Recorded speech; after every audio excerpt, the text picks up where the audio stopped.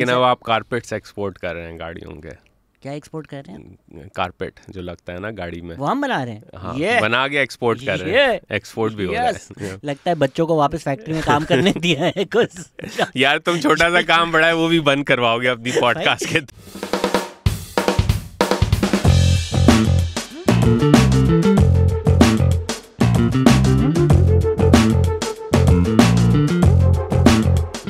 Uzair Yunus podcast पे आए और सुबह सुबह मुझे नींद से ना उठाएं, ऐसा तो हो नहीं सकता।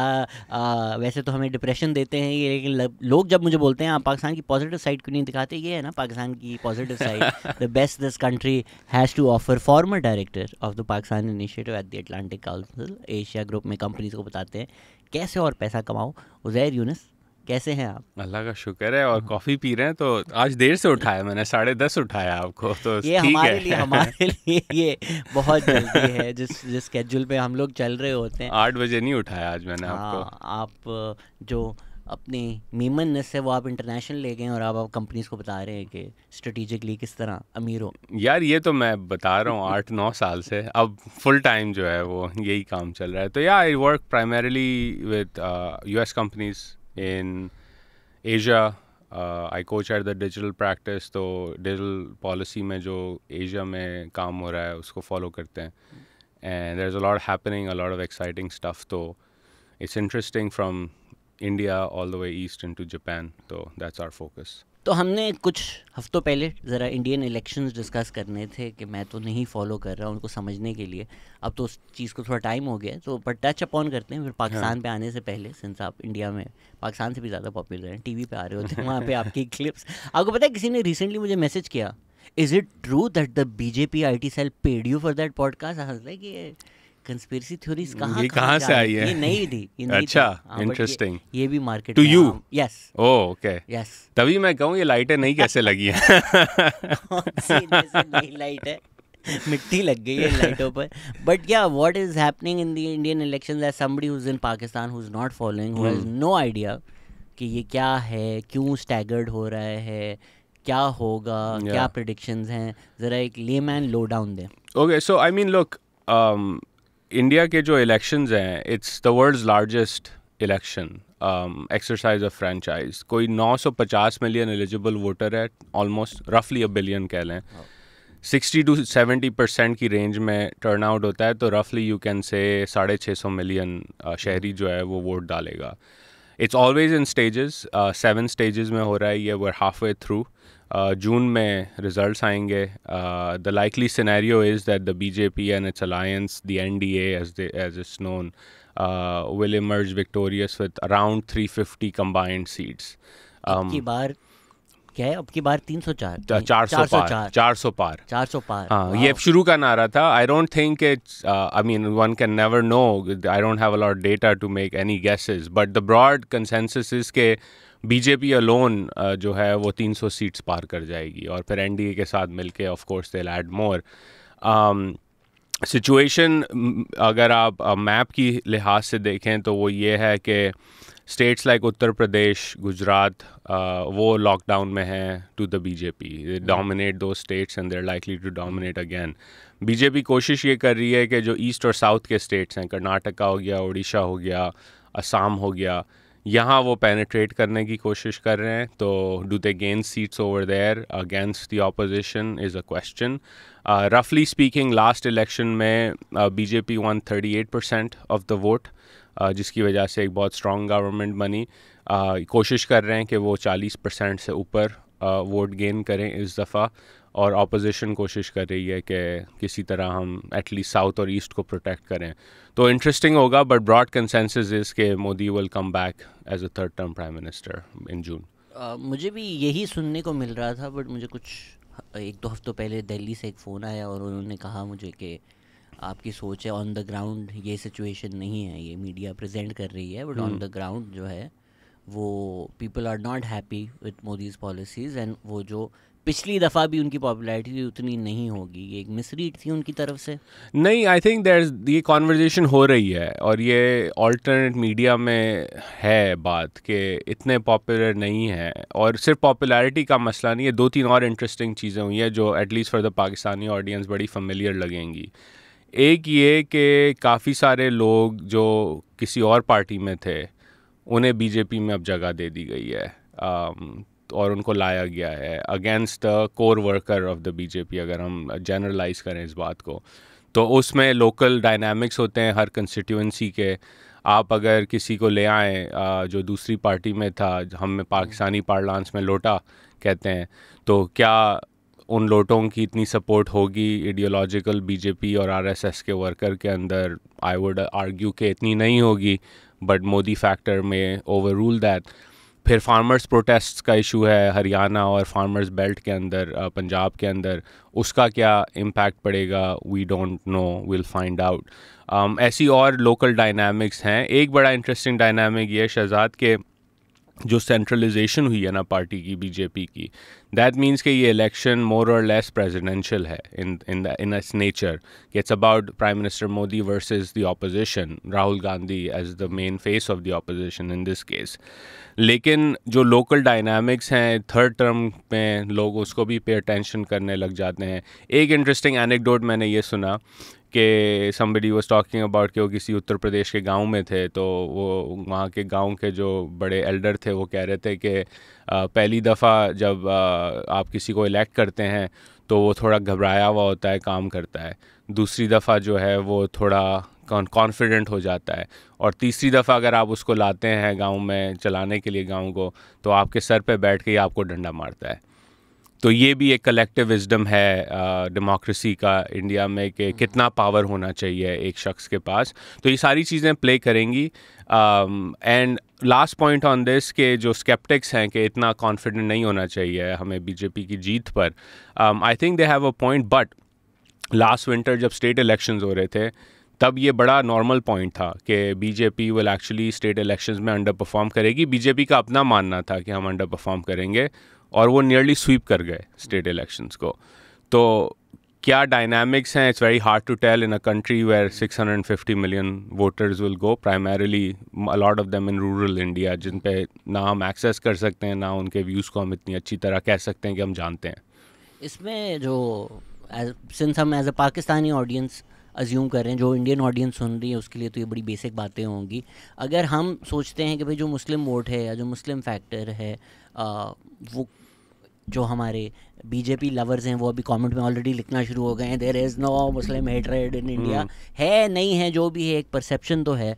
Does that play out in the votes, या वन वुड अज्यूम कि हैं तो इतने सारे हैं, तो वो जो मुस्लिम ब्लॉक वोट है वो फैक्टर इन करता है, नहीं करता? What's your take? I think it's a mistake to view the Muslim vote as one monolith, right? अब let's parse it and let's try to break it down. एक core है Muslim vote का, let's say Gujarat के अंदर, उसके अंदर जो core element है वोट का वो बोरी मुसलमान हैं और इस्माइली मुसलमान हैं, ठीक है ना, गुजरात के। हिस्टोरिकली वो हमेशा नरेंद्र मोदी के साथ रहें, चीफ मिनिस्टर के दिनों के साथ। इनफैक्ट अगर आप उनकी इजिप्ट ट्रिप की तस्वीरें उठाएं तो ही विजिटेड अ बोरी जमात खाना, बोरी मॉस्क इन इजिप्ट, तो बड़ी सपोर्ट है उनकी उस कम्युनिटी में। तो ये तो गुजरात का मुस्लिम वोटर बाय एंड लार्ज, मैं जनरलाइज कर रहा हूँ, हो गया। ऐसे भी हैं जो नहीं करते, जो पोटेंशली दूसरे सेक्ट्स और दूसरी कम्युनिटीज से हैं मुसलमानों में, business community in the US, Republican party connection. Correct, इसी तरह का सीन, राइट? और उन्होंने काम भी किया है उन कम्युनिटीज़ के लिए। Aga Khan got a major award from the state of India under Narendra Modi as well, तो एक हिस्टोरिक कनेक्शन भी है उनका। नॉर्थ इंडिया में अगर आ जाते हैं तो नॉर्थ इंडिया में कास्ट बेस्ड और सेक्ट बेस्ड वोट स्प्लिट होता है, शिया सुन्नी, देवबंदी एट्सेट्रा, और फिर पसमानदा मुसलमान जो लोअर कास्ट के कंसिडर किए जाते हैं, और मोर एलीट मुसलमान। अब हम कह सकते हैं कि ऑब्वियसली मोर एलीट मुसलमानों का एक रुझान, and the data puts this out as well, is towards the Congress और other parties. But then you look at other communities जहाँ नरेंद्र मोदी ने गेन किया है, स्पेशली लोअर इनकम मुसलमानों को। क्यों गेन किया है? Because economics trumps everything else. You're getting direct benefits. आपकी ख़वातीन को LPG सिलेंडर मिल रहे हैं। आपने अगर घर में नया बाथरूम बनाना है तो सरकार डिस्क्रिमिनेट नहीं करती इन चीज़ों में, राइट? तो आप अपने इकोनॉमिक्स और बॉटम लाइन को देखेंगे और आप कहेंगे कि अंडर मोदी, और ये एक पॉलिसी रही है टू आउटरीच टूवर्ड्स पसमानदा मुसलमान नॉर्थ इंडिया में, बिहार, उत्तर प्रदेश वगैरह में।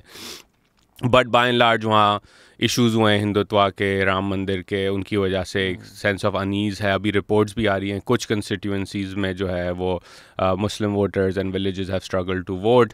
तो वो एक अलग डायनामिक है नॉर्थ इंडिया का, which is much more polarising in that sense. But then you go east and south into Kerala and Karnataka and places like West Bengal. Those are more left, like. Those are more left leaning. और वहाँ BJP जैसे मैंने कहा कोशिश कर रही है vote बढ़ाने की, तो वहाँ वो हिंदुत्व को इतना ओवरटली प्ले भी नहीं करते क्योंकि उनको मालूम है कि साउथ के डायनामिक्स बड़े डिफरेंट हैं, वहाँ के लोगों का मिजाज बड़ा डिफरेंट है. तो वहाँ वो करप्शन की बात करते हैं, वहाँ वो डेवलपमेंट की बात करते हैं, राइजिंग इंडिया की बात करते हैं. तो you have to look at the strategy of the party in such a diverse country with 950 million registered or eligible voters. It's not a one size fits all strategy as when it comes to Muslims at all. But in terms of the conversation happening, again मैं idiot on the outside perspective दे रहा हूँ, क्योंकि मैं नहीं follow कर रहा आजकल, मैं पाकिस्तान के करंट अफेयर्स नहीं फॉलो कर रहा. बट अगर मेरे सामने एक क्लिप आती है जिसमें मुझे एक वाज़े डॉग विस्लिंग नज़र आती है कि कांग्रेस जो है, जो लोग ज़्यादा लोग पैदा करते हैं, जो घुसपैठिए होते हैं, उनको फेवर करती है, तो it's quite clear what the implication of what Narendra Modi is saying, right, कि भाई जो कांग्रेस है वो समहाउ मुस्लिम्स को फेवर कर रही थी, and he is not painting Muslims in the best of lights. Does that become a national conversation और does that factor in at all, या ये सिर्फ स्पीच रेटरिक समझकर इलेक्शंस में इतना ही इन्फ्लुएंस नहीं करती हैं ऐसी बातें? आई थिंक ये नेशनल कॉन्वर्जेशन ज़रूर बनती है, इंटरनेशनल कॉन्वर्जेशन बनती है, सोशल मीडिया कॉन्वर्जेशन बनती है. इस हफ्ते फॉर एग्जांपल जो उन्होंने एक रिमार्क दिया था उसकी वजह से कॉन्वर्जेशन में उन्होंने कहा कि जो चॉइस है, and I M paraphrasing, people can correct me on the exact quote, कि राम राज्य या वोट जिहाद, ये दो टर्म्स. और वोट जिहाद की टर्म कहाँ से आई? वोट जिहाद की लाइन एक कांग्रेस लीडर ने अपनी एक तकरीर में इस्तेमाल की थी कि हम कुछ नहीं कर सकते तो अपने वोट के ज़रिए जिहाद करेंगे to compete against Narendra Modi. तो उसको प्राइम मिनिस्टर ने वेपनाइज़ किया अपनी स्पीचेस में, और अब राम राज्य वर्सेस वोट जिहाद का नारा लगा रहे हैं. ये कॉन्वर्जेशन तो बनती है, लेकिन जब आप फॉलो करते हैं at the grass roots level conversation को, तो क्या ये स्टिक करती है इतनी ज़्यादा? आई डोंट, बेस के आगे नहीं करती. तो अगर बेस उनका 25 to 28% अगर कह लें वोट है, अगर 38 वो लेते हैं, तो स्टिल 10 से 12 परसेंटेज पॉइंट्स उन्होंने कहीं और से लाने हैं, right. And I am being generous on the base की साइज़ के ऊपर. तो वो स्टिक करती है, आईटी सेल उसको प्रमोट करता है to keep the base rallied up. अब वो इस दफ़ा ज़्यादा शुरू में नहीं था, फेज़ 1 के बाद हमने ये मैसेजिंग देखी. क्यों देखी? माई hypothesis on this always was कि जब आप नारा लगाते हैं अब की बार 400 पार, और आपने सारी चीज़ें जो सोशोलॉजिकली आपने करनी थी, राम मंदिर being the key element among those issues, तो जो वोटर है वो इतना कॉन्फिडेंट और गर्मी चल रही होगा, यार अगर जीतना ही है तीसरी दफ़ा तो मैं एसी में बैठता हूँ, क्या जानना है वोट करने, राइट. तो टर्नआउट हमें नज़र आने लगा था हिंदी हार्टलैंड के अंदर लोअर था. तो नीड पेश आई कि थोड़ा एजिटेट किया जाए, बेस को रैली किया जाए कि जीत तो रहें लेकिन इतना कॉन्फिडेंट ना हो. You know, I view it as a sports analogy कि मैनचेस्टर सिटी जीती चली जा रही है ट्रॉफी, तो फिर फैन भी कहता है यार अब मज़ा नहीं आ रहा इतना जीतने. पाकिस्तान में जो PMLN का वोटर बेस था, जो बिल्कुल 4 दिन था, जिसने आके वोट नहीं दिया, कि अगर मिलिट्री ने डिसाइड कर लिया है कि नवाज शरीफ ने आना है, जो एक परसेप्शन था, तो देयर इज़ दिस आइडिया कि PMLN के वोटर ने नहीं गया वोट देने, कि भाई क्या फ़ायदा है अगर ऑलरेडी फैसला हुआ हुआ है. करेक्ट. तो that's been the hypothesis. Again data as such कुछ है नहीं, बट हाइपोथेसिस लोगों का ये है कि क्योंकि थोड़ा टर्नआउट लोअर एंड पे था, बॉटम अप रिपोर्ट आई प्रधानमंत्री को कि all is not as convenient and well as we were anticipating, we need people to turn out still. तो उन्होंने अब उसको रैचेट अप करना शुरू किया है कैंपेन के अंदर. इन टर्म्स ऑफ राहुल गांधी, उन्होंने वो इज इट कॉल्ड राम यात्रा, व्हाट इज इट कॉल्ड, उन्होंने वो चलकर भारत जोड़ो यात्रा, फॉरेस्ट गंप की तरह जो पूरी इंडिया में चले हुई, which got a little popular. But from my perception on the outside, it seems like at least जो सोशल मीडिया प्रोजेक्शन होती है या जो IT होता है, ही रिमेन्स जोक ऑलमोस्ट. जिस तरह उनकी बातें की जाती हैं, जिस तरह उनकी मीम्स शेयर की जाती हैं, क्या is anybody taking the possibility of a Congress government seriously? Yeah, that too is out. I think that's out of the equation. I don't think that anybody serious who's observing Indian politics expects Congress or UPA to form a government. I would say less than 2% chance. Still, I'm not going to put it at zero. You never know. but it would be like a earthquake in the politics of India if somehow the UPA forms government. Issue अब ये है कि उनकी जो 50 के आसपास seats हैं उस लो से वो क्या कुछ गेन कर सकते हैं अपने एलाइज के साथ मिलके. इंडिया अलायंस बनाई है उन्होंने. It's been mocked by the government and the BJP. Does that gain anything? That's a question to see. I think Rahul Gandhi का कोर मसला ये नहीं है कि वो सीरियसली उनको मीडिया में नहीं लिया जाता या मोर पॉपुलर पंडिट्स जो हैं दिल्ली में बैठ के उनको सीरियसली नहीं लेते. I think it's more of an organizational problem. And again, we can talk about the manifesto comparison because I've read both manifestos and that stood out to me as well. But जो core organizational issue है वो ये है कि दो चीज़ें interesting. एक चीज़ Pakistani audience को भी बड़ी आसानी से समझ आ जाएगी, तो मैं वहाँ से शुरू करता हूँ. जो कोर इंडिया का वोटर है वो नौजवान है इस वक्त पाकिस्तान की तरह. And you know this because you live here Shahzad, के एक बड़ा फंडामेंटल क्वेश्चन नौजवान पाकिस्तानी उठाते हैं. वो कहते हैं कि यार मुझे अगर अपनी एक छोटी सी नौकरी से आगे बढ़ना है तो मैं अपने मेरिट पे अपनी मेहनत पे आगे बढ़ूँगा. मेरी एस्पिरेशंस है but I kind of know this is the only path forward to me. So when they look at dynasts and they look at के यार आपने तो कुछ किया ही नहीं है और आप उठ के चीफ मिनिस्टर बन गई, आपने तो कुछ किया ही नहीं है, आप उठ के फॉरेन मिनिस्टर बन गए. There is a resentment. It's a very legitimate resentment. यही रिजेंटमेंट कांग्रेस में हमें नज़र आती है against when you put up Rahul Gandhi against Narendra Modi, because you kind of say okay you been losing election after election, you're being mocked. Politics की सारा अली खान है Rahul Gandhi. You've been mocked consistently for failing to understand the pulse of the Indian voter, and that's why you lose. But you continue to run the Congress because it's your personal fiefdom. Why should I vote for you? That's a big part of the liability of the Congress and the liability of Rahul Gandhi is the last name. Because he hasn't done anything, but he's running India's second largest party and a contender to become prime minister.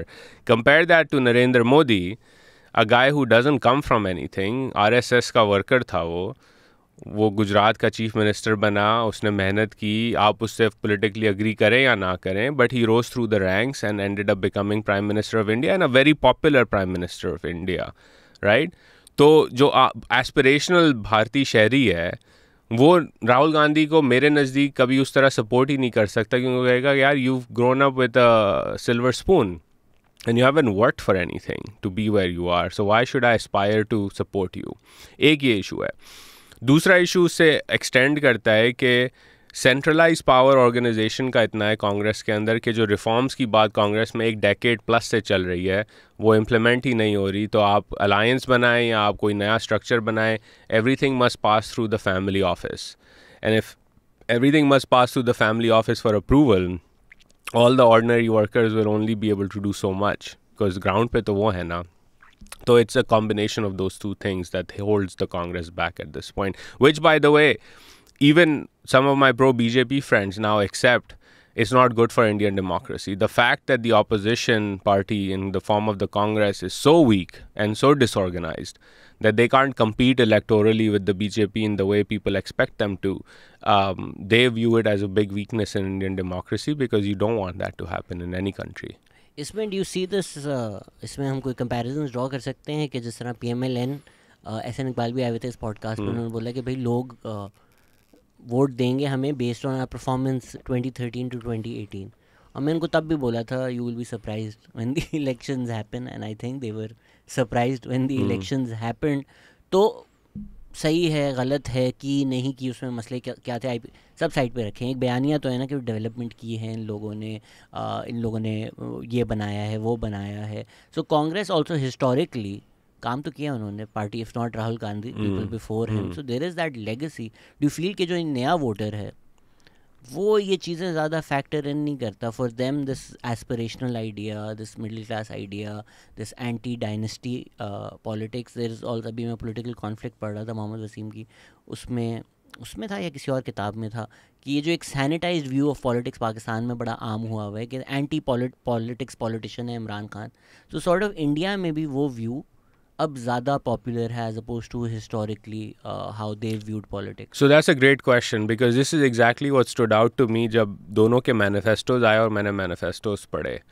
और उस पे आपको ये तज़ाद नज़र आता है, और ये तज़ाद आपको एहसन इकबाल साहब की कॉन्वर्जेशन में, वो पॉडकास्ट मैंने भी देखी, नज़र आया, बट ब्रॉडली स्पीकिंग PMLN की अप्रोच टू द इलेक्शन में भी नज़र आया. So it's a great parallel.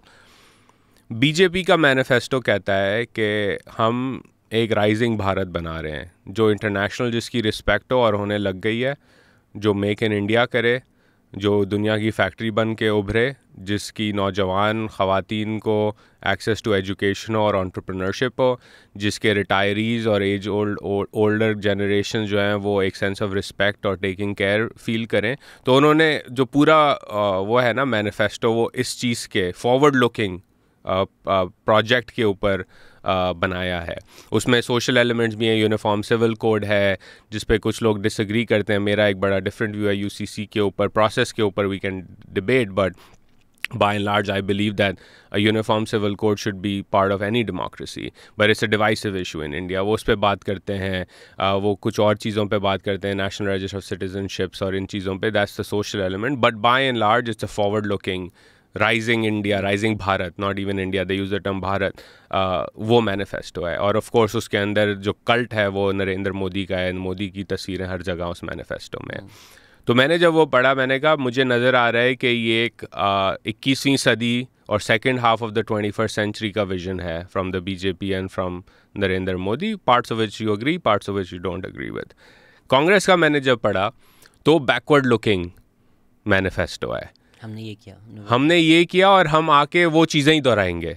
Kota हम और दे देंगे, कास्ट को जो है वो और इंक्लूड करेंगे कोटा सिस्टम में, नौकरियां इस तरह देंगे, यूथ के लिए हमने इस तरह का प्रोग्राम किया था तो हम उसको कंटिन्यू करेंगे, एसेट्रा.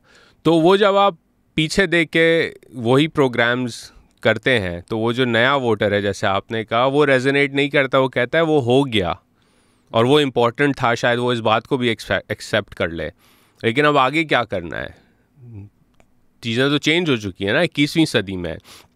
तो जब मैंने पढ़ के दोनों मैनिफेस्टोस का कंपैरिजन किया, मुझे जो चीज़ स्टैंड आउट की वो ये थी कि BJP का मैनिफेस्टो फॉरवर्ड लुकिंग था, whether I like parts of it और नॉट, और कांग्रेस का बैकवर्ड लुकिंग था, whether I like parts of it और not. And I think that's the fundamental mismatch that you have, that Modi is always ahead of the curve. He is talking to an aspirational Indian citizen, whereas Congress is talking to the historical Indian citizen as part of that conversation, which leads them to a handicap. इसमें जब हम बात करते हैं BJP की, RSS की, हिंदुत्व की, तो जो intangible आइडियाज़ हैं, again obviously I am sure आप परसेंटेज या नंबर्स तो नहीं होंगे, but just by talking to people ये फैक्टर कितना बड़ा है या टेंजिबल कितना बड़ा है. अगर कोई शार्क टैंक इंडिया देखता है और जो आप बदलते हुए इंडिया की बात कर रहे हैं, तो पिछले 10 साल का उसका लिव्ड एक्सपीरियंस भी है ना, यार अब तो मैं कैश नहीं लेके, जैसे आपने वो UPI वाली पॉडकास्ट की थी, वो सब ने कमेंट्स में वेरीफाई किया कि मैं तो मतलब हफ्तों से कैश नहीं लिया और मेरी ये लिव्ड रियलिटी बेहतर हुई है. So that lived reality of the past decade, where a certain class may have seen economic upliftment from that, or people from lower middle class may have gone into the middle classes, वो ज़्यादा बड़ा factor है या ये intangible ideas of कि हम एक revisionist history बनाकर आर ग्रेटनेस को वापस ले आएंगे? आई am sure they both play in, but on the ground what do you get the feeling? I think it's the former. UPI की आपने बात की, तो I give you my example on this trip. मैं कैश लाना भूल गया अपने साथ. I had to go to like 5 ATMs just to have cash because cashless wasn't being accepted, right? So just compare, you mentioned my experience in India that I talked about. I was just like, yaar, main bhul gaya. And it was a struggle to make my ATM card work because I have an international ATM card. मैं एक bank में गया अपना पे order बनाने, उन्होंने बोला आप चेकबुक नहीं लेकर आए. I said पर मैं हूँ और ये फॉर्म है. हाँ, ID भी है. एंड यूजली मैं दूसरे बैंक से बनाता हूँ जो फ़ोन ऐप पे बन जाता है. दे सेड नहीं, हमारे बैंक की पॉलिसी है कि आपको अपनी चेकबुक लेकर आनी पड़ेगी. बताओ यार. So that was the lived experience comparison, right? जो आपने बात की aspirations versus redefining Bharat, because Bharat is the new term, right? I think again it means different things to different people. I was watching this interview with Prashant Kishore and he summed it up really well in a conversation. वो कहता है जब आप कहते हैं कि अच्छे दिन या दिन बदल जाएंगे. अब एक खातून जो बिहार के गांव में है, जो शायद आज भी लकड़ी से अपना चूल्हा जलाती है, उसके लिए ये चीज़ बड़ी डिफरेंट मीनिंग रखती है as opposed to an IIT Kanpur grade, as opposed to student who went to Harvard and wants to come back to India. तो ये चीज़ें are difficult to sort of parse, but I think broadly speaking एक element है. वो element क्या है conversation का India में इस वक्त, वो ये है कि through hard work, through your own merit, there are enough opportunities in this new India for you to rise up into a different social class. American dream. Very capitalist in that sense. कि आप छोटे से IIT से आएंगे, आप gaming startup start करेंगे, उस gaming startup ने अगर अच्छी ऐप बनाई और लोगों ने उसको डाउनलोड करना शुरू कर दिया, तो you're probably sitting at a $500 million company. And people will fund it because you've done a stellar job at growing, right? There are no other issues that will come in your way as part of that. So Shark Tank sums that up in pop culture. I know लोग raw agent ही मुझे label कर देंगे, लेकिन जो सच है वो बोलना चाहिए. मैं शार्क टैंक इंडिया बड़े शौक से देखता हूँ. उसमें श्रीनगर से एक आई, 2 बॉयज़, वो भी मसले मसाइल हो गए कि अच्छा ये इन्होंने गलत प्रेजेंट किया. रिगार्डलेस वो विलो से बैट्स बनाते हैं. एंड दे सेड दुनिया में ना कुछ ही जगह हैं जहाँ बैट्स बनते हैं, हम अब इंडिया से बनाना शुरू करेंगे. कश्मीर विलो का, और ये स्पेशल है. उन्होंने एक पूरा पैकेज दिखाया कि किस तरह ये 2 लड़के कश्मीर से निकले, विलो बैट्स बनाए, पूरा फैंसी पैकेज बनाकर. सारे शार्क टैंक ने बोला ये है नया भारत. ये अब जो कश्मीर में बैठा देख रहा है वो बोलेगा ये मुझे इंडिया ऑफ़र कर रही है. फिर मैं गया इस्लामाबाद एयरपोर्ट में मैं उतरा. वो जो हमारे स्कूलों में ईद उल मिलादुन नबी पे पैनफ्लेक्स लगे हुए होते हैं ना, एक साइड से मुड़े हुए, वो था इंडियन एट्रोसिटीज़ इन कश्मीर के. अगर इस्लामाबाद में कोई आए वो देखे. आप किस सदी में कम्युनिकेट कर रहे हैं, राइट? आप ऑफ़र क्या कर रहे हैं उसको? लेट्स पुट रियलिटी उसकी जो भी होगी, राइट? इंडियन एट्रोसिटीज़ भी कर रहा होगा साथ साथ, लेकिन वो बेच क्या रहा है? तो एक कश्मीर में जो 15 साल 14 साल 13 साल का बच्चा है, वो देख रहा है कि यार ये जो विलो बन रहा है, इससे मैं एक $multi-million कंपनी पोटेंशली बना सकता हूँ. शार्क टैंक इंडिया में जाकर मुझे 20 करोड़ 10 करोड़ मिल सकते हैं. दूसरी तरफ there are some panaflexes at Islamabad airport, right? तो आप ऑफ़र भी नहीं कुछ कर रहे उस तरह से, आप कम्युनिकेट भी नहीं कर रहे. So these things like shark tank India, I think आप अंडर एस्टिमेट कर रहे हैं कि इनका क्या इम्पैक्ट होता है. आई mean look at America, right? Shark tank US came out of that. Yeah. So I'll give you another example. Election से पहले Narendra Modi obviously loves to do events. बड़ी एक इंटरेस्टिंग इवेंट पे वो उन्होंने होस्ट की ऑडिटोरियम में. It was a creators conference. उन्होंने सारे इंडिया के main influencers, podcasters, creators, Beer Biceps को बुलाया था. लेकिन उनकी अगर आप स्पीच पढ़ें ना पूरी, वो क्लिप्स तो ऑब्वियसली वायरल हुई बियर बाइसेप्स टाइप की, वो बड़ी फैसिनेटिंग स्पीच थी. उसका लुबे लुबाब ये था कि नरेंद्र मोदी इन young influencers, communicators, Indian citizens को कह रहा है कि you are entrepreneurs, you are the future of this country. क्योंकि जो काम आप कर रहे हैं उसकी वजह से जॉब्स क्रिएट हो रही हैं. लेकिन he doesn't stop there. He says not only are you entrepreneurs, you are critical to changing people's views in India. और उसने ये नहीं कहा कि आप जाके राम मंदिर की वाह करें, ये करें, वो करें. उसने कॉल आउट 2-3 चीज़ें की. उसने वुमेन इन्फ्लुएंसर्स को कॉल आउट किया. उसने कहा हमारे माशरे में फेमिनिन हाइजीन के ऊपर अभी भी बहुत टैबूज़ हैं. आप इन पे, मैं जानता हूँ आप में से कुछ लोग इस पे बात करते हैं, बहुत अच्छा है और बात करें, ज़रूरी है ये काम करना. मैं जानता हूँ हमारी सोसाइटी में और तरह की इल्स हैं, आप उस पर बात करते हैं, मेंटल हेल्थ पे बात करते हैं, और करें, ज़रूरी है. तो उन्होंने उनको एक मिशन दिया कि आपका सिर्फ मिशन एंटरप्रेन्योरशिप नहीं है, आपका एक as a communicator your mission is to tell the Indian citizens of tomorrow how to be better, and that's important. And then he talked about investment and growth and how the government will support them, etc., etc. Compare that to the conversation इस हफ्ते की पाकिस्तान में ले लें. The most interesting statement जो मैंने इस हफ्ते पढ़ी, जो पाकिस्तानी पॉलिटिक्स में से आई, वो ये है, a new term, digital terrorism. The most powerful man in India is telling its young influencers, podcasters, content creators, do more, help change society, make it better, break taboos. The most powerful men in Pakistan are scaring Pakistan's next generation away by saying that what you are trying to do is potentially digital terrorism. So that's the comparison. 2 महीने तो Twitter band रहा, उसमें ये सब band है नहीं किसने पता किया, क्यों किया, कहाँ से हो गया. लिटरली अली आफ्ताब सही तो कह रहा था, मुझे लगता है इन्होंने एक दफा बंद किया, अब इनको वापस चलाना बटन नहीं, अब सारी चीजें खोलनी पड़ेंगी और फिर जो है वो ये लोग परेशान फिगर आउट करना पड़ेगा। आप Yeah. What are you offering, right? ये वीपीएन लगा कर आप लोग चीज़ें करें, एंड ऑब्वियसली वो सब बुरा काम भी करते हैं, राइट? मेरी खुद की पॉडकास्ट पे बीजे आईटी मीडिया सेल की गालियाँ आती हैं अगर हम कुछ भी क्रिटिकल बोल दें, एंड अगर ये पॉडकास्ट सुनने के बाद कोई बोल रहा है ये तो पक्का वहाँ से पैसे लेता है, हमारे लिए जान वाली पॉडकास्ट भी सुन लें बीजेपी पर, but that somehow a lot times people से कि आप थोड़े ज़्यादा क्रिटिकल हैं of Imran Khan, but that also comes from this place of profound disappointment कि चलिए जी नवाज शरीफ, जरदारी, ये तो हम सालों से देखते हैं ना, इनसे उम्मीद नहीं थी।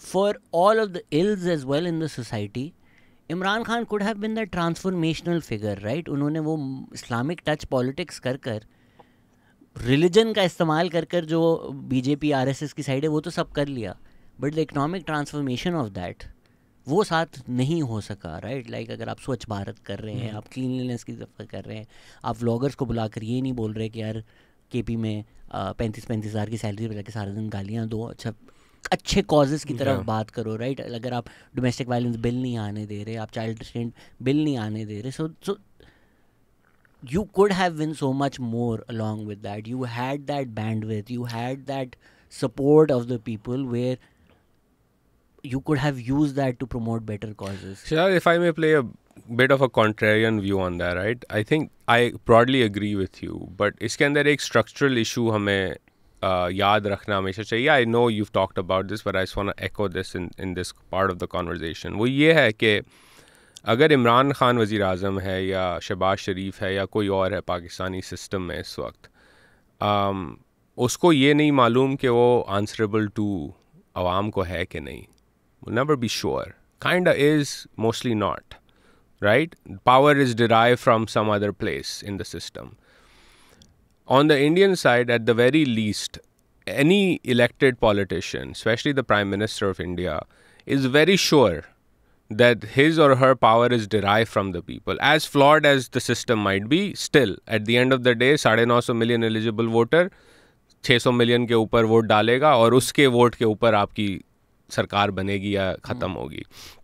So that gives you a very different sense of political calculus in your strategic thing. I'll give you the example. Election से पहले, before, on the eve of the elections in India, the Indian government under Narendra Modi rolled out a new electric vehicle policy. उन्होंने policy में क्या कहा? Policy में कहा कि आप 8,500 गाड़ियाँ कम्प्लीटली बिल्ट यूनिट इंपोर्ट कर सकते हैं, उनकी ड्यूटी 100% से 15% हो जाएगी if you agree to invest in India to make next generation EVs with domestic sourcing over time, the next 4 to 5 years. एक पूरा milestones based policy है. उसके अगेंस्ट आप जो 85% डिस्काउंट आपको मिल रहा है अगले 3 से 4 साल के लिए 8,500 गाड़ियाँ पर ईयर, आप कैश गारंटी लिखवाएंगे बैंक में. आप जब माइलस्टोन्स रीच करेंगे वो कैश गारंटी आपको वापस मिल जाएगी and then you can make in India for the world. The vested interests in India did not like that policy and they fought tooth and nail against it. But the Prime Minister said, you know what, even if this affects my fundraising, my campaigning, because some big business may not support me, it's fine, I'll go to the people and explain it. Pakistan में इमरान खान हो, नवाज शरीफ हो, कोई और हो, उसको हमेशा डर ये होता है कि अगर वो करेजियस डिसीजन करना भी चाहे तो उसको हमेशा होगा यार मैं ये कर तो दूंगा, मुझे नहीं पता कि पीछे से कौन सी गेम्स खेली जाएंगी जिनकी वजह से कोई नई पॉलिटिकल फोर्स अनलीश की जाएगी जिसकी वजह से मेरी पूरी रजीम जो है वो डिस्टेबलाइज कर दी जाए. तो आई थिंक जो कैलकुलस है हमें याद रखना चाहिए हमेशा कि वो अगर अच्छा काम करना भी चाहें तो बड़ा लिमिटेड वो होता है कैलकुलस कि आपको मालूम नहीं है कि कौन सी बुरी चीज़ जो आप कुछ कर रहे थे उसकी वजह से ये अपॉर्चुनिटी लेके आपकी पूरी सरकार को ही डिस्टेबलाइज कर दिया जाएगा. पॉलिसी लेवल पे 100%, राइट? जिस तरह अभी IPPs बहुत ज़्यादा डिस्कस होते हैं पाकिस्तान में, उसके मसले मसाइल, आज तक मैंने IPP के डिस्कशन में, डिबेट में, नंबर्स में ये किसी को डिस्कस करते हुए नहीं देखा या ये डिस्कशन में नहीं आया क्यों स्टेट गारंटीज़ मांगते हैं आपसे लोग. इसीलिए आपसे स्टेट गारंटीज़ मांगते हैं क्योंकि आपने पॉलिटिकल गवर्नमेंट्स की कोई औकात ही नहीं रखी. इन अ नॉर्मल कंट्री SIFC बनाने की ज़रूरत नहीं होती क्योंकि गवर्नमेंट जो डील कर रहा है, पीपल अज्यूम कि there adults in the room, if a government is signing on, वो अगली गवर्नमेंट आएगी, they will honour it.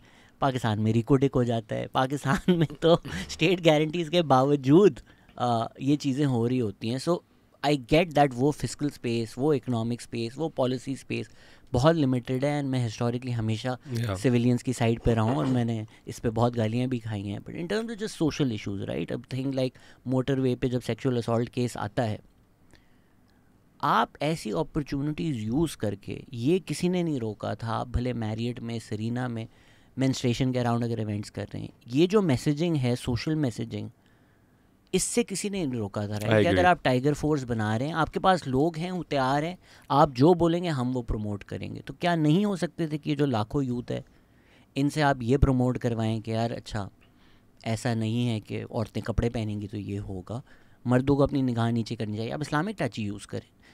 At least that social element of it all, वो जो सोशल कैपिटल इमरान खान के पास था कि मैं जो बोलूँगा लाखों लोग वो रिपीट करेंगे और वो प्रमोट करेंगे, वो भी सही तरह नहीं इस्तेमाल किया ना. Fair, yeah, I agree with that. I think that's the tragedy of our times. Yeah.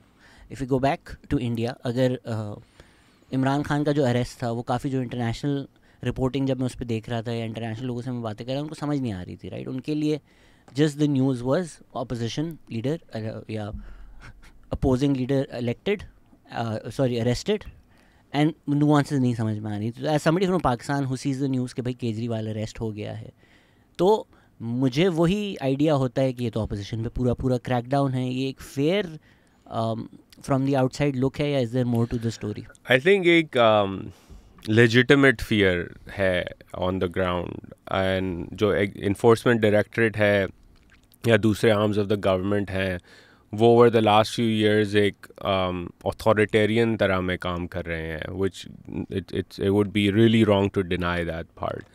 Kejriwal के केस में जो लिकर स्कैम इशू है, वो उसकी इन्वेस्टिगेशन काफ़ी टाइम से चल रही थी, but it was very convenient के इलेक्शन से बिल्कुल पहले आपने उनको अरेस्ट कर लिया और जेल में डाल दिया. अब उनको इंटरिम बेल मिली है कोर्ट की तरफ से और इलेक्शन से पहले वो बाहर होंगे. तो that will be interesting to see अब उनकी रैलीज़ और उनकी तकारीर किस तरह की होती हैं. But I think it's a legitimate fear. और जो इंस्टीट्यूशनल वो जो कंट्रोल है वो बढ़ रहा है. जैसे मैंने कहा कि वो जो एनेक्डोटल एलिमेंट गांव के बाबा जी का था कि तीसरी बार वो सर पे बैठ के आपको ही डंडा मारेगा, I think that is a fundamental part of the issue. And I think that is there in a lot of democracies around the world right now, that you see from Turkey to Hungary to India. Pakistan I don't consider even half decent democracy, so let's ignore that. But Indonesia, Philippines में ये हुआ under the last government as well. Donald Trump in America as well. तो ये सारी चीज़ें I think are part of the problem in this case, which is why I go back to the original point के एक strong opposition, capable opposition जो confront कर सके हुकूमत वक्त को, वो उतनी ही ज़रूरी है जमहूरियत में जितने जमहूरी इदारे ज़रूरी हैं. इलेक्शन कमीशन हो गया या इंडिपेंडेंट जुडिशरी हो गया या इंडिपेंडेंट मीडिया हो गया. तो आई थिंक इंडिया के केस में there has been, in Kejriwal's case I think it was the biggest sort of the poster child for this growing issue. But I'll give you, there are many examples that your viewers would know about. Congress के offices पे भी छापे पड़े ना. Bank account blocks हुए. ना सिर्फ political side पे ये होता है, ये कंपनीज की साइड पे होता है. पूरा इलेक्टोरल बॉन्ड का जो अभी लिस्ट आई, उसके अंदर काफ़ी लोगों ने इंडिया से ही रिसर्च करके पॉइंट आउट किया कि बड़ा कन्वीनियंट था कि जिस कंपनी के पास इन्वेस्टिगेशन चल रही होती थी के ऊपर, वो इलेक्टोरल बॉन्ड इशू थोड़े दिनों बाद करती थी और उसके थोड़े दिनों बाद जो है वो केस ख़त्म हो जाता था या सेटल हो जाता था, right. Some will say correlation is not causation, fine, but that's something that merits deeper investigation. Where there's smoke. Right. तो अब वो लिस्ट आ गई, डिस्क्लोज हो गई, right. So some institutions then still work. The Supreme Court of India said this is actually like against the constitution कि आप electoral bond data को secret रखें, आप जारी करें ताकि सबको पता चल जाए. तो नरेंद्र मोदी ने उसको भी वेपनाइज़ किया अपनी इलेक्शन कैंपेन में, कहा कि अब इस पे सबको पता चल जाएगा कि सबको कहाँ से क्या पैसे मिल रहे थे, राइट. सो गांधी और कांग्रेस का कंटेंशन ये था कि ये सूट बूट की सरकार है और ये कोई प्रो को करते हैं. मोदी ने उसको भी टर्न अराउंड करके now he is hitting at Ambani and Adani, which I was telling some colleagues कि ये एक इलेक्टोरल ट्विस्ट था जो कुछ लोगों ने कॉल आउट किया था एज अ पोटेंशियल रिस्क, लेकिन काफ़ी सारे समझ रहे थे कि Modi will never publicly go after the 2 Gujarati billionaires, but there he is, he just did this from week. The outside, अगेन मुझे नहीं पता इंडियन पॉलिटिक्स का, मेरी अंडरस्टैंडिंग तो थी कि जो आपकी कॉर्पोरेट एलीट है, your Ambanis and Adanis of the world, they are with the BJP. तो मुझे तो ऐसा समबडी इल इन्फॉर्म्ड, मेरे लिए सरप्राइजिंग था मोदी की ये स्टेटमेंट। तो ये बस ऐसे ही कह दी एंड सीक्रेटली वाकई corporate India is with Modi? It is with Modi by and large. It's just with the corporate sector in any country is with the government of the day and the popular party of the day. अब कांग्रेस ने पिछले state elections में कुछ states gain किए हैं, for example Karnataka, right, which is core corporate India, तो वहाँ पैसा है। तो then corporate India has to now start as the Congress, if they gain seats, the corporate India will also start to balance. There's also this notion of pro-business, right? Like Republican generally is considered pro-business, या PMLN is considered pro-business. तो वो, I thought that was BJP. No, it's both. This is the thing. This is also why the reforms journey has continued. कि it's interesting, अगर आप कुछ साल पहले जहाँ UPA की गवर्नमेंट थी, तो रिटेल सेक्टर की लिबरलाइजेशन जो है पॉलिसी साइड पे वो कांग्रेस पार्टी ने शुरू की. बीजेपी का कोर वोटर बेस जो है वो ट्रेडर है, स्मॉल ट्रेडर. बीजेपी उस पॉलिसी को अपोज करती थी ऑपोजिशन में उस ज़माने में. वो हुकूमत में जब आए तो उन्होंने कंटिन्यू रखी इस पॉलिसी की ट्रजेक्ट्री और लिबरलाइज किया, स्लोली किया, डिलिबरेटली किया, बट किया इसलिए क्योंकि उन्हें भी मालूम था कि not only is is good for the broader economy but corporate interest is also backing this. So both parties play this game कि हम सूट बूट की सरकार नहीं है, because it is a problem and a conversation in Indian politics. There are lot of constituents who care about this on both sides of the aisle, but by and large both parties have been pro economic growth, pro business, and the way in which I would sum it up, right, across the two regimes, but in particular this one, given it's been around for the last 10 years, wo ye hai ki there is a mistrust of corporates, especially foreign corporates, in the Indian political economy under this government. But that mistrust is bridged when a foreign corporate is able to, or any corporate is able to credibly argue and show how its growth aligns with the growth ambitions and aspirations of this new India. मैंने EV policy का आपको जिक्र किया, that's a case in point. There are policies around e-commerce that have been evolved in a similar way. So I think there is a method to the skepticism, to getting over the skepticism in this case as well. So I think that's just how it plays out in the dynamics. Economic growth है, हमने काफ़ी बात की है उसकी. Doctor Ishrat Hussain भी इधर आए थे, उन्होंने बोला ये जॉबलेस ग्रोथ है. कुछ लोगों ने ये भी सवाल पूछा कि वाकई इकोनॉमिक ग्रोथ है या टिकिंग टाइम बॉम्ब है Modi's economy. What's your take on India's economy? So look, the economy is growing rapidly. FDI nominally is up. Investments in manufacturing are going up. But there are headwinds here that they need to deal with. There are a couple of big headwinds that I think, especially in the next, let's say if there's the next Modi term, which is the likely scenario, they will have to contend with.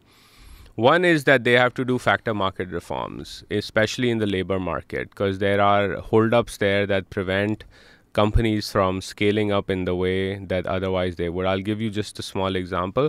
कि अगर आप एक छोटा business है ना India में, कुछ दर्जन के करीब लोग एम्प्लॉय करते हैं, तो आपकी लेबर कंप्लायंस या लेबर की जो स्क्रूटनी है वो ऑलमोस्ट कुछ नहीं है रिलेटिवली स्पीकिंग.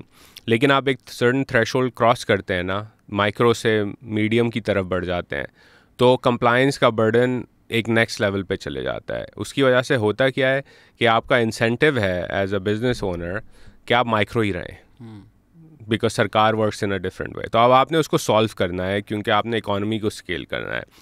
अब कुछ लोग कहेंगे कि यू आर बेसिकली सेइंग कि लेबर को लात मार के वो निकाल दे तो कुछ नहीं होना चाहिए बड़े बिजनेस का. मैं ये नहीं कह रहा. मैं कह रहा हूँ कि एक ट्रेडिशनल वे ऑफ ऑपरेटिंग जो है पुराने ज़माने की लेबर पॉलिसीज़ का, वो आपने 21st सेंचुरी में लानी है. वो करना पड़ेगा इनको काम.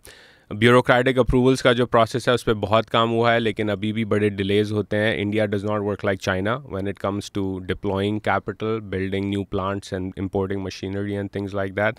उस पर उनको काम करना पड़ेगा.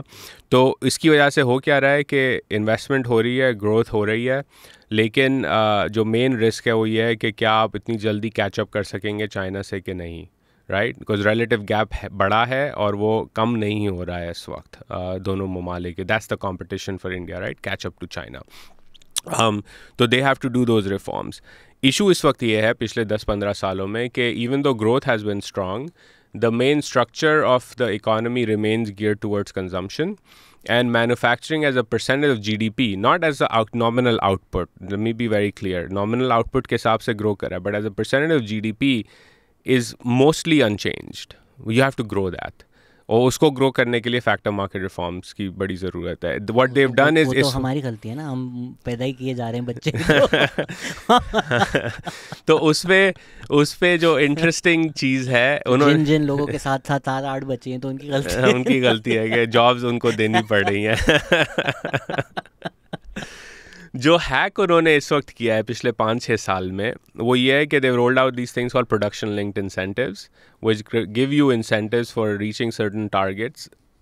एक्सेप्टिंग के जो फैक्टर मार्केट रिफॉर्म्स हैं वो नहीं हो रहे, तो हम दूसरी तरफ आपको इवन कर देंगे to make you comparative. The challenge with that is that essentially a subsidy. And for a developing country like India, there's only so much subsidy you can provide to continue solving for the real challenge, which is factor market reform, right? So at some point, they will have to go away from the traditional PLI type interventions in the market to make them more competitive and go towards more factor market reforms, looking at customs duties, etc., more holistically, all of those things that come with this aspiration of being a middle income India by 2047. They say developed country, but I think middle income is the right target by 2047. इसमें जो एक थोड़ी old school understanding जो है कि भाई आपको large scale industrialisation चाहिए, या जो चाइना ने किया, do you still think that's the path to become China, या जो इस तरह की लोग बातें करते हैं कि भाई अब वो टाइम गुजर गया है, सर्विसेज सेक्टर में आप फोकस करें, आईटी में आप फोकस करें, स्मॉल स्केल में आप फोकस करें, उनको ग्रो करें, that's the path of the new century as opposed to building these large industrialization wale plants? What's your take? I think you have to have large-scale industrialization, especially if you're India, because the China issue is not just an issue of divergent economic trajectory or China being far ahead of the game at this point, but it's more importantly a national security issue at this point. So if you're viewing it from a national security lens, you will say, and the West in particular is looking at it from a national security lens, you have an opportunity to get that industry onshore. Apple investing in India is a case in point. Semiconductor, Micron, etc., announcing plans for India is another case in point. So that is important, and that's an opportunity for mass-scale production, industrialization, getting to more sophisticated ends of manufacturing. I think related to that then is the fact कि जो आपकी supply chain है, जिस पे आप dependent हैं China पर, whether it be semiconductors or telecommunications technologies and things like that, in the event in which there is a global crisis, if you are India, the Chinese can cut you off from all of that. Now these semiconductors and chips go into everything from basic telecommunications devices, which the military may use, to very sophisticated missiles and defense equipment, right? So it's combined. You have to do both. The world is changing for sure. So what's the problem there? आप अगर industrialized scale की manufacturing attract भी करेंगे, तो 1990 की जो auto factory थी वो एक्सपोनेंशियली मोर लेबर एम्प्लॉय करती थी as opposed to a 2025 factory. तो आप अगर कहेंगे भी कि हमने एक बड़ी हाई क्लास नई फैक्ट्री लगा दी, मर्सिडीज़ ने और BMW ने आके लगा दी, तो वो ज़्यादा से ज़्यादा 500, 600, 1000 बंदा एम्प्लॉय करेगी, वो 50,000 बंदा एम्प्लॉय नहीं करेगी. आउटपुट उसका बड़ा ज़बरदस्त होगा, उससे एक्सपोर्ट्स बड़े ज़बरदस्त होंगे. तो आपने मैन्युफैक्चरिंग भी करनी पड़ेगी और आपने small economy, small business, entrepreneurs, इनको भी प्रमोट करना पड़ेगा क्योंकि industry can not generate those jobs anymore. That is a problem around the world, right? And the solution in my opinion is Andrew Yang. UBI. Yeah, universal basic income. तो which India has the largest direct benefits transfer scheme in the world right now. तो वो जो job वाला मसला है, अगर if we move towards a world जहाँ ये AI सब कुछ कर रहा है, तो आप सबको universal basic income दें. And a robot tax which Bill Gates has talked about as well. Yeah. So that's the issue. So you have to have a dual strategy here, and I think that's where they're going. And then for India in particular, relevant to Pakistan too, is the fact that core central to this entire conversation are two key things. One, the inclusion of women in your workforce.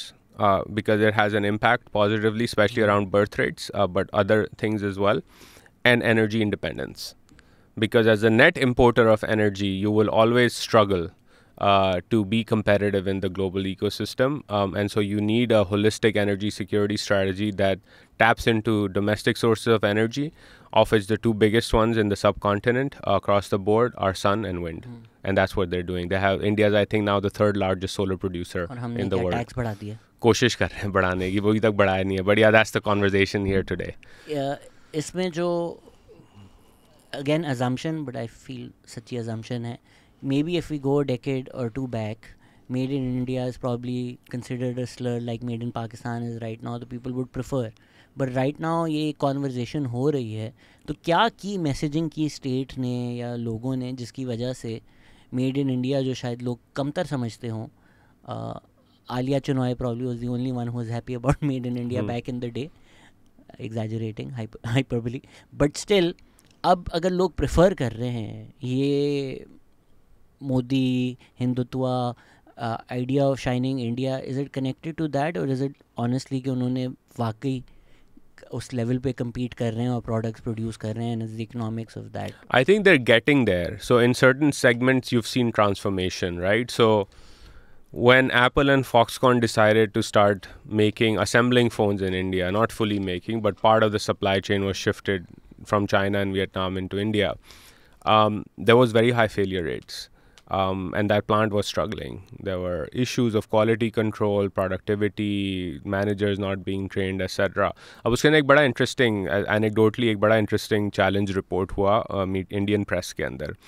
वो ये था कि क्योंकि post Covid India China के clashes हुए थे, उसकी वजह से वीज़ाज़ का मसला हो गया था चाइना और इंडिया की तरफ से, तो इंडियंस चाइना से लोगों को आने नहीं दे रहे थे इंडिया में.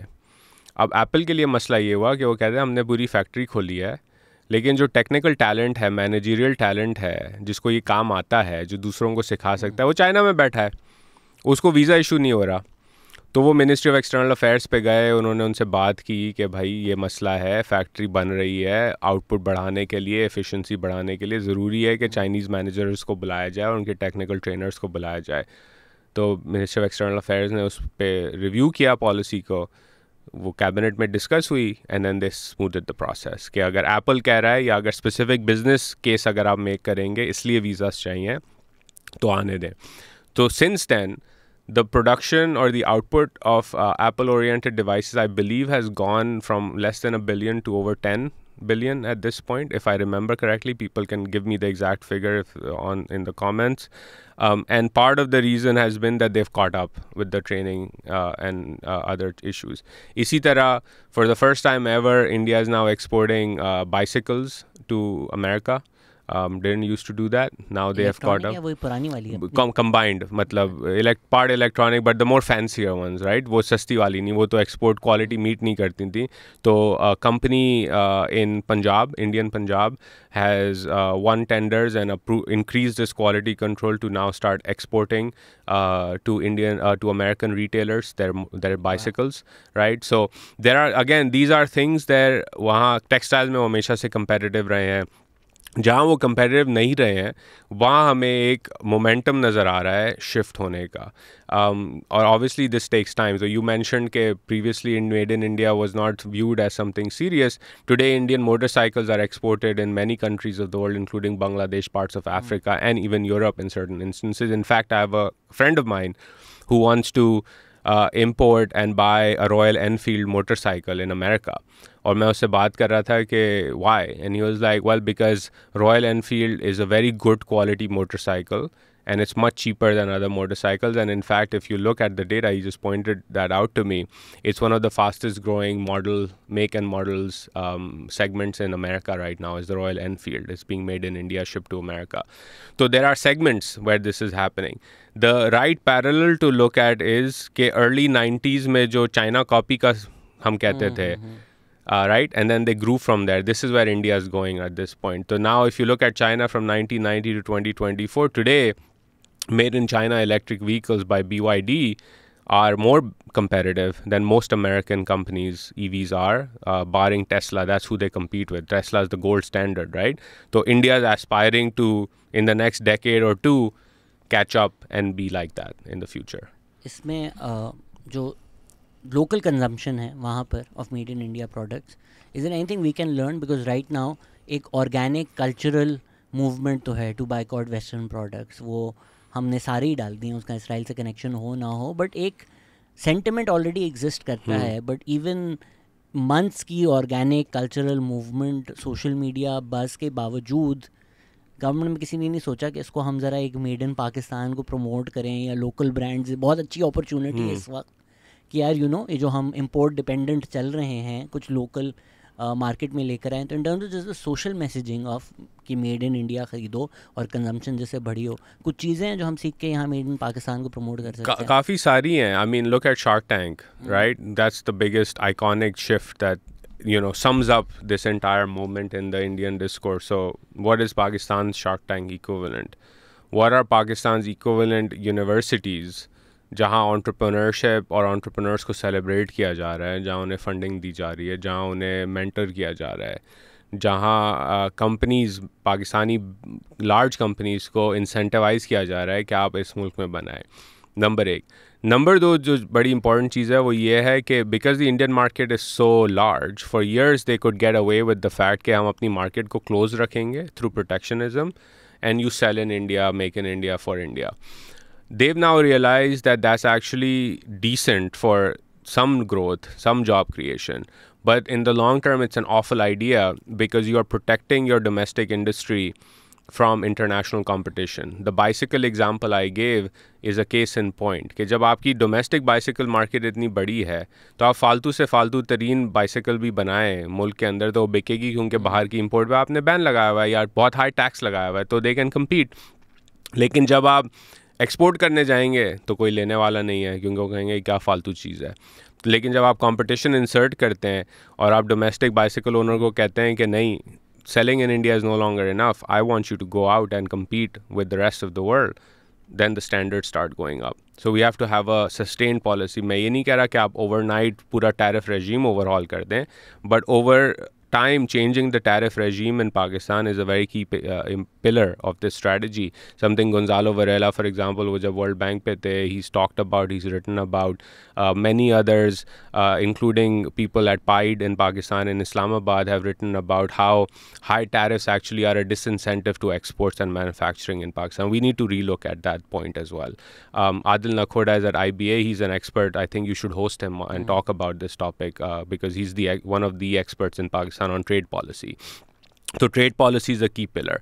And then finally, you have to have a holistic energy independence and energy security strategy at the core of any industrializing mission. This is what you can learn from India, that they tapped into coal when they needed to.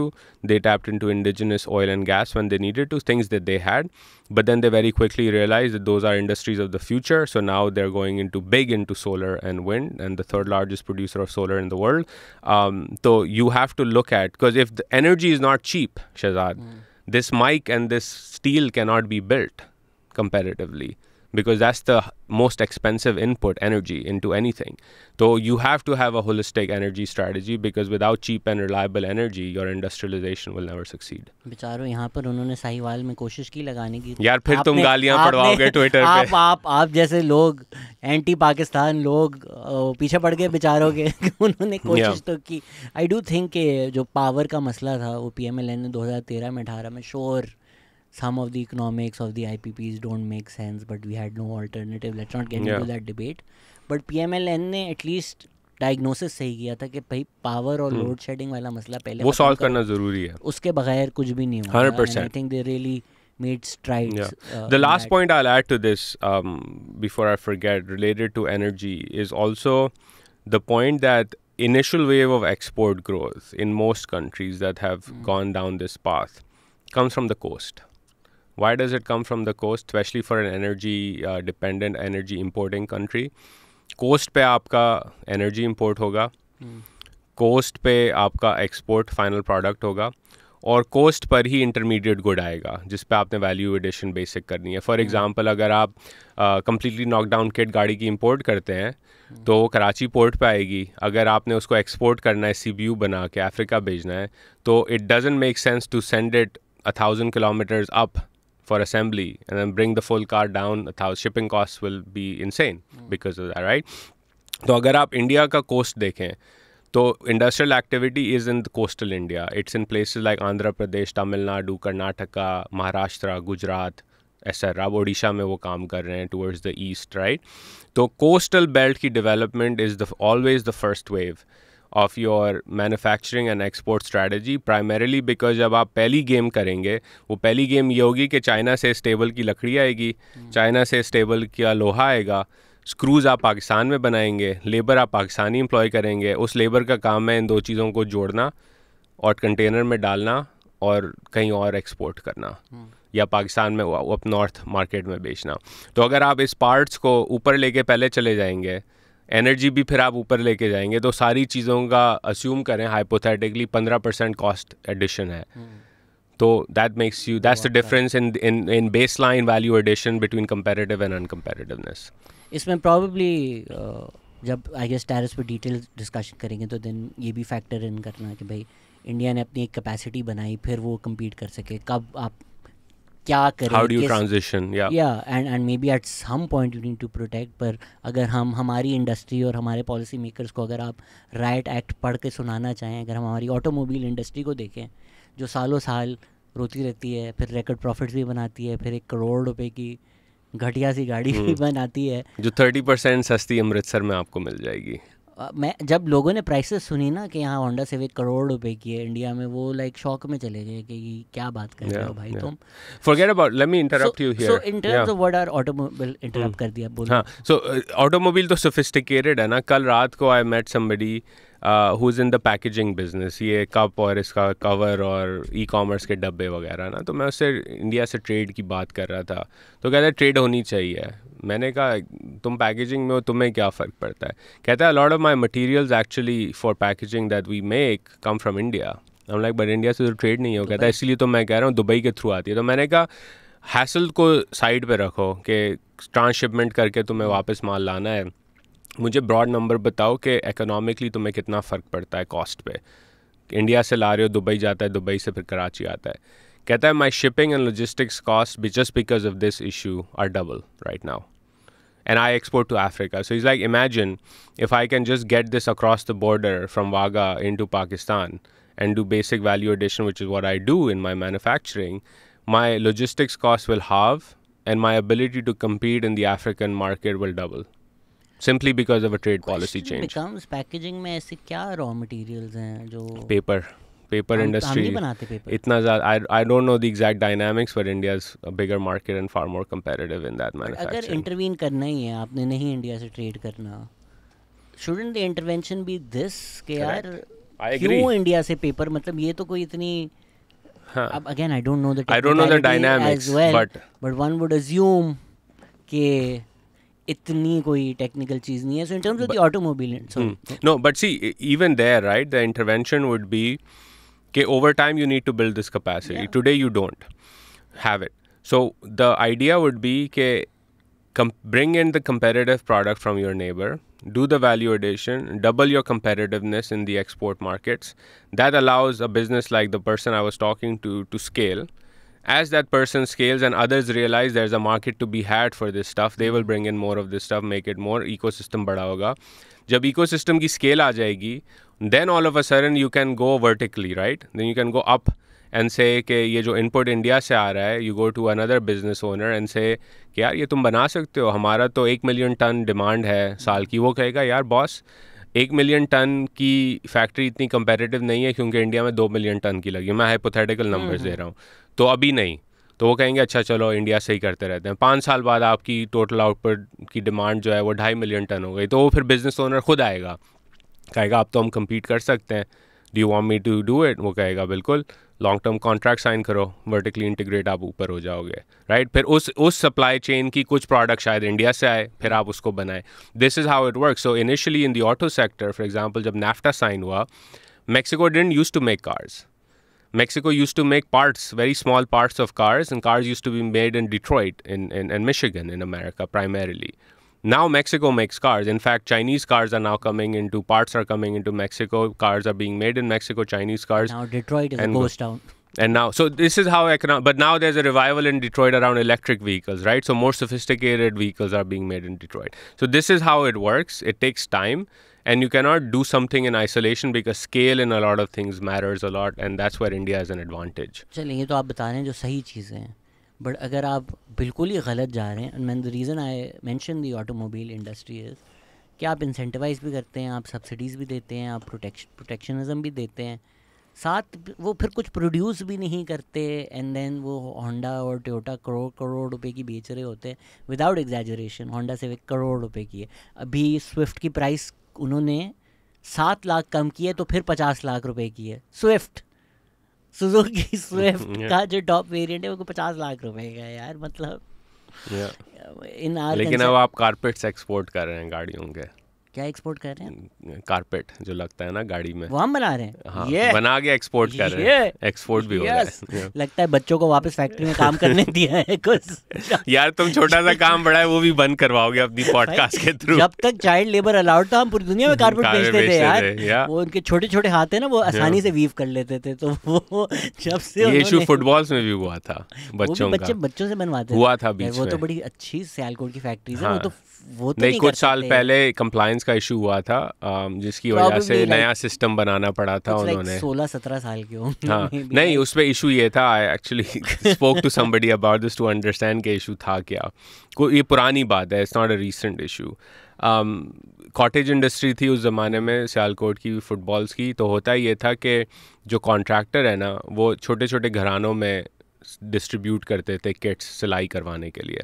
Sialkot में तो बहुत proper football बनाने की factory अब है ना. मैं सालों पुरानी बात कर रहा हूँ. This is how they upgraded. तो जब कंप्लायंस का इशू आया, वो ये था कि आप अपनी किट घरों में दे रहे हैं, कॉटेज इंडस्ट्री है, वहाँ कंट्रोल नहीं है, बच्चा बना रहा है, बच्ची बना रही है, ये वो. तो जब वेस्ट में लेबर स्टैंडर्ड्स की इन्फोर्समेंट बढ़ने लगी, so then they had to come to Sialkot and go to the Sialkot businesses to say you have to introduce traceability systems, better factories, better controls, etc. Otherwise, what will happen to you is exactly what happened to your carpet industry. And Sialkot's businesses were good enough capitalists to realize that it's better to modernize as opposed to stick to the old way. And this is why Sialkot's footballs are still globally competitive, because they upgraded at the right time. So in terms of the automobile industry, what all have we done which has brought us here? And is there anything that we can do now to be like, यार बस आपको बहुत फ़ायदे दे दिए, अब आप बंद करना है, टोयोटा होंडा बंद करना है, बंद कर दो, पर बस कर दो. यार it's a difficult challenge, right? Because in an economy जहाँ job creation already एक मसला है, जितनी है उनको आप destroy या displace करें, तो it has to be a strategic plan. Like Ali Astan always tells me that even the auto policy in the last PMLN government was fundamentally flawed because it ignored a lot of the core issues. So I think you have to go back to the basics and look at things holistically. That includes energy, and you have to look at the cost of energy in this country as part of that solution.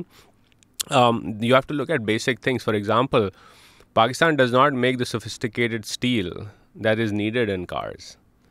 तो जब आप steel नहीं बना सक रहे, वो जो sophisticated है, I've talked to an entrepreneur who's trying to set up and operate a modern steel mill in Pakistan, and he's told me all sorts of crazy stories about how difficult that is.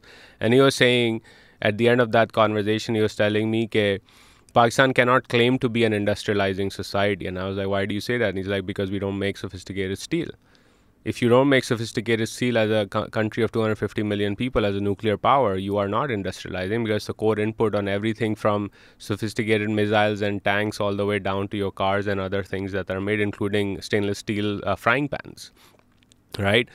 So you have to have a more basic fundamental argument about vision क्या है, क्या करना चाहते हैं, कहाँ आपका competitive advantage है, और उस process में क्या वो 10, 20, 15 साल की reforms हैं जो sustain आपने करना होंगी in the broader ecosystem that is Pakistan's political economy. This is Azima, my friend, points out, and you are bringing the economy into politics, which is very important.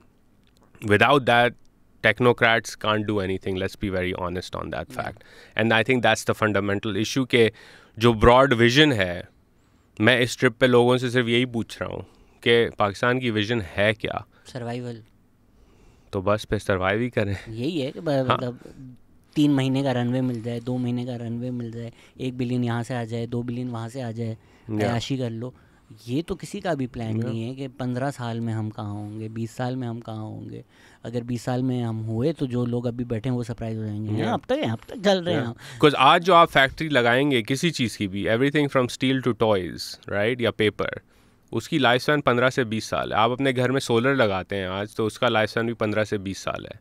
तो आपने सोचना है आपके 15 से 20 साल आगे की डिमांड क्या होगी, नीड्स क्या होंगी, क्या आपने अचीव करना है, लेबर किस तरह का आपकी मार्केट में आएगा, क्या टेक्निकल टैलेंट अवेलेबल होगा, क्या मैनेजरियल टैलेंट अवेलेबल होगा, क्या एनर्जी अवेलेबल होगी, फिर जाके सारा काम होता है ना। This is not just like कहा और यूँ चुटकी बजाई और काम हो गया। It doesn't work like that. अब मैं इसमें अगर डेविल्स एडवोकेट करूँ, जो आपने पॉलिटिकल सिस्टम बनाया हुआ है जिसमें हर रात टीवी में ये डिस्कस हो रहा होता है साल बाद इलेक्शन होंगे या 2 साल बाद इलेक्शन होंगे, ऐसी गवर्नमेंट्स अगर आप बनाएंगे, 2013 में नवाज शरीफ की गवर्नमेंट आई, साल बाद धरना हो गया, इमरान खान की गवर्नमेंट आई 3.5 साल में वोट ऑफ नो कॉन्फिडेंस हो गया, फिर वो 18 महीने आ रही है जा रही है, आ रही है जा रही है, आ रही है जा रही है में लगा दी हमने, फिर एक एक्सटेंडेड केयर टेकर सेटअप आ गया, अब ये गवर्नमेंट आई है जिसकी शुरू से कोई लेजिटिमेसी नहीं है, फिर अब ये डिस्कशन। इसमें कौन 15 साल की पॉलिसी, मतलब सोचेगा कौन इसमें 15 साल मैं की वही policy? शुरू में हम जब इंडिया की बात कर रहे थे यही बात थी ना कि नरेंद्र मोदी नोज के उसका एक टाइमलाइन है। एग्जांपल ले लें, अभी इस वक्त पाकिस्तान में talking about this, look at the wheat crisis. The government tells the farmers, plant wheat because it's a food security problem and we will give you a certain price for that output. By the time that output comes, you have imported excess wheat from Ukraine and other parts of the world, and there's a glut in the market, and the government is telling the farmer, sorry boss, पैसे कम है भी नहीं, और हम procure उस price पे नहीं करेंगे जो हमने आपको गारंटी दी थी।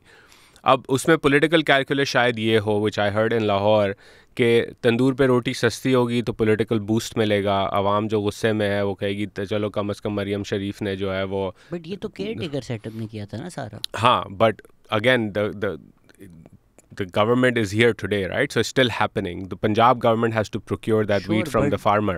केयर टेकर गवर्नमेंट ने made that policy choice. कुछ लोगों को फ़ायदा, तो जिन लोगों ने इम्पोर्ट किया वीट उन लोगों ने तो मिलियंस बनाए ना। हमारी एक आइडिया हमेशा होता है कि डेमोक्रेटिक गवर्नमेंट जो हैं वो करप्ट हैं, पॉलिटिकल कैपिटल के लिए करते हैं। केयर टेकर सेटअप जिसकी कोई वोट नहीं लेने, जिसको आपने जबरदस्ती एक्सटेंड किया हुआ था, जिसकी मुद्दत बनती भी नहीं थी डिसीजन लेने की, किसी के पास नहीं जाना वोट लेने के, मैंने तुम्हारे लिए रोटी सस्ती की। उन लोगों ने कुछ लोगों का फ़ायदा करने के लिए who made banks, who made like करोड़ों in like a very short span of time, आपने एक वीट क्राइसिस पैदा कर दिया। अब देखें again, and now those caretaker, sorry but are untouchables, because वो केयर टेकर सेटअप कौन चला रहा था ये भी हम सबको करेक्ट। और वो डॉन में रिपोर्ट थी कि I think former prime minister Anwaarul Haq Kakar had a terse exchange with the PMLN representative Hanif Abbasi के, उन्होंने कहा वीट के ऊपर आप करेंगे तो फिर हम बताएंगे 47 पे क्या हुआ था। That's where you are. My point was there is no holistic food security strategy. So what do? एक गवर्नमेंट आके कहती है, गारंटीज़ देती है, केयर टेकर आके कुछ और पॉलिसी अपनाती है। At the best case scenario हम कह सकते हैं कि पॉलिसी टेरेबल थी, जो वो था इंटेंशंस थी वो ख़राब नहीं थी। But I agree with you, I am just saying if I were to be super generous to them I would say कि नहीं आपकी पॉलिसी मिस्टेक थी, but there was no holistic thinking. अब मैं लाहौर में था तो I met a wheat farmer and I was asking him के इम्पैक्ट क्या होगा ना इसका। ही वाज लाइक आप शॉर्ट टर्म का पूछ रहे हैं या अगले साल का? मैंने कहा शॉर्ट टर्म का तो नज़र आ रहा है, अगले साल का बताएं। कहते हैं अगले साल फार्मर वीट नहीं लगाएगा, तो फिर आप 2 अरब या 2.5 अरब डॉलर की गंदम इम्पोर्ट करेंगे क्योंकि आपके यहाँ वीट क्राइसिस होगा। तो we don't have a holistic food security strategy, we keep going from crisis to crisis, and in the midst of every crisis vested interests, because of the way the political economy operates, make bank, while the ordinary farmer is caught left holding the bag. The ordinary consumer pays through the nose for things over time. And here's the cherry on top. The entire commodity procurement cycle, which the government of Pakistan or the government of Punjab engages in, is being engaged in to purchase these things by borrowing at 20+% rates of interest. So everybody in the country, especially the ordinary citizen, eventually pays through the nose for that debt as well. So it's ridiculous, but this is how policy is made in this country. But वही system का मसला है ना। आप अगर एक इंसान के हाथ काट के पैर में लगा देंगे, पैर काट के हाथ में लगा देंगे, बोलेंगे सिस्टम तो चल रहा है ना, क्या फ़र्क पड़ता है, एक डेमोक्रेटिक गवर्नमेंट है, केयर टेकर सेटअप है। जब आपने वो अननेचुरली एक्सटेंड किया और केयर टेकर सेटअप को लग रहा था हम तो गवर्नमेंट हैं, हम लॉन्ग टर्म पॉलिसीज़ करेंगे, फिर वो इस तरह की स्टुपिडिटी करेंगे। दिस इज़ अज्यूमिंग कि वो नेक नियति से कर रहे हैं, बिल्कुल, जो इन माय ओपिनियन बद नियति से किया था।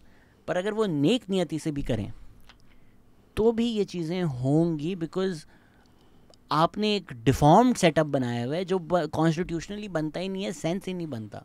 या तो लगा देते मार्शल लॉ, बोलते हैं अब हम 10 साल बैठे हुए हैं। I fundamentally agree with you.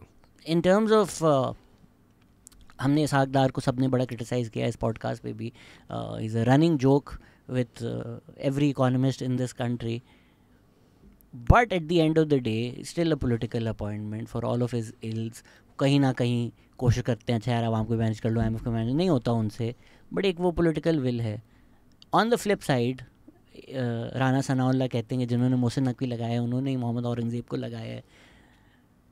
तो अज्यूमिंग कि अच्छा भाई जितनी कम डेमोक्रेटिक क्रेडेंशियल्स गवर्नमेंट के हैं उससे भी कम फाइनेंस मिनिस्टर के हैं, वाई इज़ एवरीबडी हैप्पी ना हो के बड़ा अच्छा काम कर रहे हैं, बड़े ज़बरदस्त आदमी हैं, सही बातें कर रहे हैं, सही बातें ही कर रहे हैं। Every it seems like economist circle में तो अभी वो नए हीरो हैं सबके। यार आई डोंट, जिनसे मैं बात करता हूँ वो तो फिर भी बड़ा स्केप्टिकल है। He is saying the right things, but everybody who I go to for a deep conversation and insights always ends the conversation by saying it's just words. Let's see the action. Let's see the proof in the pudding. I also fundamentally, I think, not fundamentally, but to an extent disagree with this view that he is only the military's choice here. Yes, that played a role for sure.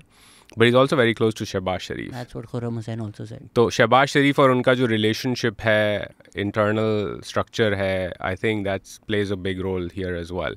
Now the challenge, again I like to do analysis on the structural drivers, right. तो जो structural challenge इस relationship का है वो as follows है. औरंगज़ेब साहब is a banker, he is not an economist. That's a fundamental mismatch. इस वक्त पाकिस्तान की स्टेट बैंक, फाइनेंस मिनिस्ट्री और प्राइम मिनिस्टर्स ऑफिस के अंदर पाए का मैक्रो इकोनॉमिस्ट आपको नहीं मिलेगा. You have a macro-econ crisis on your hand, but you don't have a macroeconomist advising you. In fact, just 2 days ago, the news broke a story. हमें कोई मुसलमान नहीं मिल रहा था ना, इसलिए तो अब द न्यूज़, हाँ, तो अब द न्यूज़ ने स्टोरी की है कि हुकूमत पाकिस्तान कोशिश कर रही है कि स्टीफन डरकॉन को, जो कि FCDO के चीफ इकोनॉमिस्ट रह चुके हैं, पिछले दिनों इस्लामाबाद भी आए हुए थे, उनको एज अ कंसल्टेंट हायर करें to create a home grown stabilization program. वो सुन्नी बन रहे हैं ये नहीं पता, लेकिन वो गोरे हैं तो शायद प्रिविलेज, उनको अलाउड है. तो वो कंसल्टेंट आएंगे, या कोशिश की जा रही है उनको एज अ कंसल्टेंट हायर करने की. एज ए पाकिस्तान में मैक्रो इकोनॉमिस्ट एडवाइस देने के लिए है ही नहीं, जो कि हैं बहुत सारे. you've interviewed many, I've interviewed some as well. तो first up, that's the problem. Then you run into a problem of saying that the finance minister does not have a constituency of his own, and he's not seen as a peer by people in politics, especially the ruling party, as you alluded to, Rana Sanaullah. Quick parallel मैं draw कर देता हूँ, because we talked about India. One of the most fundamental reforms the Modi government passed in its early years in India was the GST reform, goods and services tax reform. The man who led that charge was a gentleman by the name of Arun Jaitley, the former finance minister of Pakistan, who since passed away, but a political legend in his own of India in his own way. Now, he won elections on his own. He was a BJP representative, had the trust of the Prime Minister and the Home Minister and others in his party. So when he stood up and said, we are going to do this, and Mr. Prime Minister, you need to back me, he was seen not only as having the support of the Prime Minister, who was a very popular politician, but also the respect of his peers, because the man could win elections and command authority within the cabinet as his own. So when they stood up collectively and said, traders, you are our lobby, you do vote for us, you do care about this issue, and you may not like us for doing this, we're still going to do it because it's good for the country and it's good politics for us. That's our hypothesis. If you don't like it, you can vote us out, but this is how it's going to go. Compare that to Mr. Aurangzeb and Mr. Shehbaz Sharif, who we know are not the most authoritative figures within the PMLN, let alone the entire system in Pakistan. How are they going to convince their political colleagues when they stand up and say, I'm about to go put a tax on Punjab's retailers at a time when Mia Saab and Mariam are worried about Punjab's political system in and of itself because of their popularity or lack thereof. Then what do? You run to Mr. Munir. You run to Mr. Munir and the SIFC के boss मदद करें, डंडा चलाएं, bureaucracy काम नहीं कर रही, Sakdar is undermining us. So you by very definition in this system are seen as nothing more than just a post office for anything that has to happen that the chief decides and then has to convince Mr. Nawaz on and Miss Mariam on. And in that political process, the whole thing will go belly up over time because how many times are you going to expect? Same thing happened with Imran Khan, right? How many times are you going to expect Bajwa to coerce parliament to convene and pass a bill? Over time, बस हो जाती है लोगों की, and this is what will happen over here or likely to happen over here as well. वही problem है ना कि जब हम इंडिविजुअल से फोकस करते हैं कि हमें साकदार की बेहतर बातें लगती हैं या औरंगज़ेब की बातें बेहतर लगती हैं या मिफ्ता इस्माइल क्योंकि हम दोनों रिस्पेक्ट करते हैं तो हमें अच्छे लगते हैं या अब्दुल हफीज़ शेख नहीं लगते. इस चीज़ से अगर हम बाहर आकर बोलें यार एक सिस्टम हो, एक पॉलिटिकल कैपिटल हो, तो वो जो डिसीजंस लें उनका कोई मेरिट हो, उनकी कोई स्टैंडिंग हो. आई थिंक हम बहुत नेगेटिवली ये बात करते हैं वो पॉलिटिकल कैपिटल के लिए कर रहे हैं. फ्लिप साइड की हम बात नहीं करते, राइट, कि जिस तरह हमारी इस्टेब्लिशमेंट, हमारी आर्म फोर्सेस, हमारे ये टेक्नोक्रेट्स प्राउडली आके बोलते हैं हमने बड़े मुश्किल फ़ैसले लिए. क्या मुश्किल फ़ैसले थे आप लोगों के लिए? आपके लिए तो नहीं थे ना. तो जो अगर IMF की प्रिस्क्रिप्शंस हैं आप वो बोलें हाँ यही है, सीधे सीधे अप्लाई कर दें without actually thinking about the people. आप उसको नेगेटिवली पोर्ट्रे करें कि नवाज शरीफ को फिक्र है कि पॉलिटिकल कैपिटल लूज़ हो जाएगा. नेगेटिव उसकी कॉनोटेशन अगर हटा दें तो he cares about the fact ना कि आपकी बिजली महंगी हो रही है. जो भी politician, not just Nawaz Sharif, PPP हो, PTI हो, they will care about the fact कि यार जो मेरा वोटर है उसका पेट्रोल महंगा हो रहा है. तो वो कहीं ना कहीं सिस्टम में एक डिबेट करेंगे, एक आर्गूमेंट करेंगे, स्पेस निकालेंगे.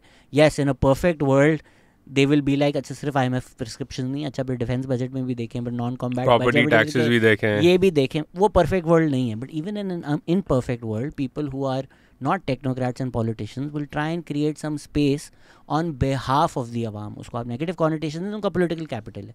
Either way, they are still representing what's good for you. On the flip side, ये technocrats, ये establishment के लोग proudly आकर बोलते हैं कि बड़ी हमने sacrifice किया मुश्किल फैसले लेकर.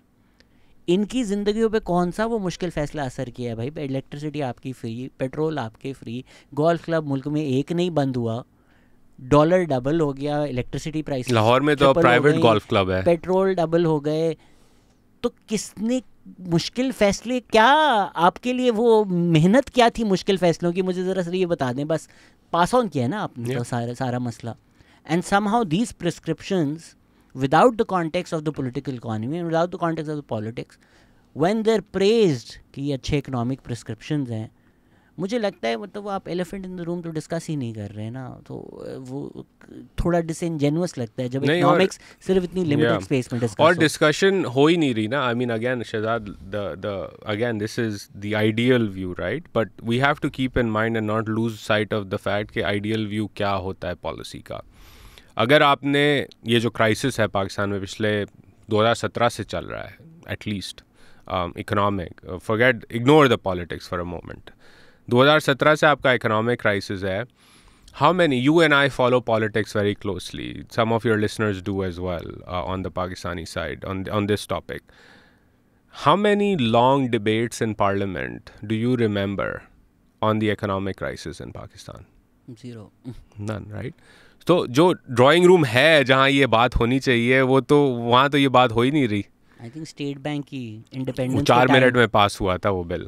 बट एटलीस्ट उस पर मीडिया में हाँ, मैं उसी तरफ आ रहा था, तो वॉकआउट कर, मैं उसी तरफ आ रहा था. तो फिर लोग कहते हैं कि जी मीडिया में जो है वो एक बड़ी लो क्लास गुफ्तगू होती है, अजीबो गरीब शशके पेश किए जाते हैं कि ये कर दो और यहाँ से, और confessions of an economic hitman blah blah ब्ला.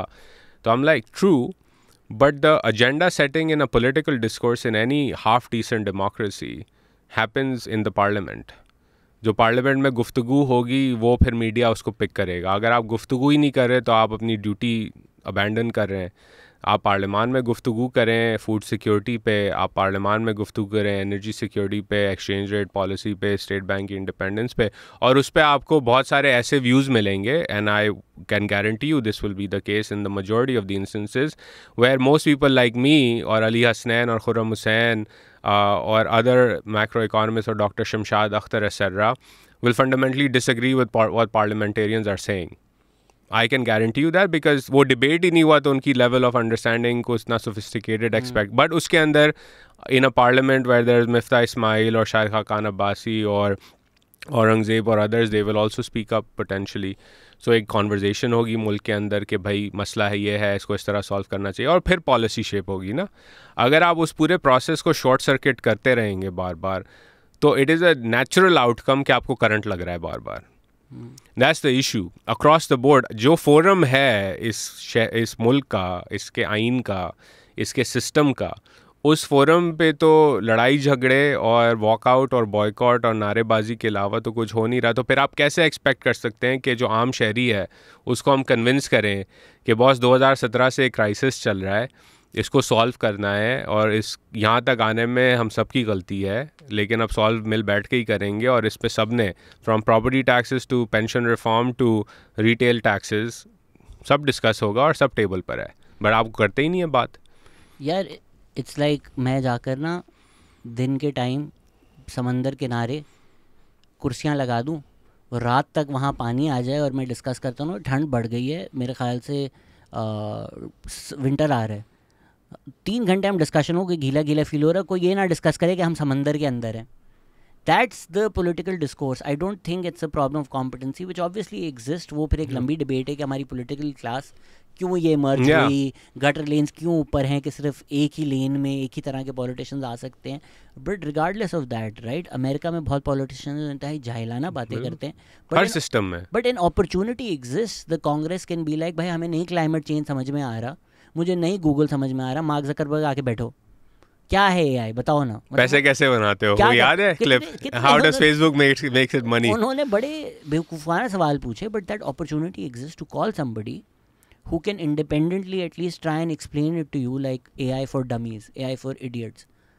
यहाँ पर क्योंकि आप ये डिस्कस ही नहीं कर सकते कि हम समंदर में हैं, तो आप नॉनसेंस डिस्कस कर रहे होते हैं, राइट. लाइक 9th में है, पीटीआई के पास बेस्ट डिफेंस क्या है कि उनको पता है कि एस्टैब्लिशमेंट के अंदर कुछ लोग हैं जो इन्वॉल्व थे. सो व्हेन दे से जुडिशियल इंक्वायरी कर लें, दे आर नॉट आर्ग्यूइंग कि हम इन्वॉल्व नहीं थे. द टैसिट आर्ग्यूमेंट इज के बता दो फिर और कौन कौन था हमारे साथ उसमें.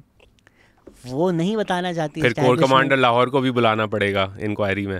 वो जो क्वाइटली लोग रिमूव हुए थे वो न्यूज़ ज़्यादा नहीं चली, बट सब who've been following know who was removed, why they were removed.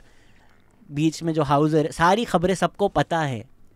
But because that discussion can't happen openly, एक फॉल्स रियलिटी में डिस्कशंस हो रहे होते हैं, राइट. कि फॉल्स फ्लैग ऑपरेशन था, दूसरे बोलते हैं अच्छा भाई जो भी था, जो भी इस्टेब्लिशमेंट की लाइन है, बिकॉज वो खुल के नहीं आ सकती बात, राइट. तो सिमिलर विद इकोनॉमिक्स के आप किसी एक्सपर्ट को बुलाकर खुल कर नहीं बात कर सकते. I remember when Atif Mian first came on the podcast, इतनी तमीज़ प्यार सिंपल तरीके से बोला भाई ये मसला है आपके प्रोडक्टिव का, ये आपके अनप्रोडक्टिव का, ये आपका रियल एस्टेट का मसला है जिसकी वजह से और चीज़ों में इस तरह किसी ने कभी एक्सप्लेन नहीं किया था. And thankfully he did it.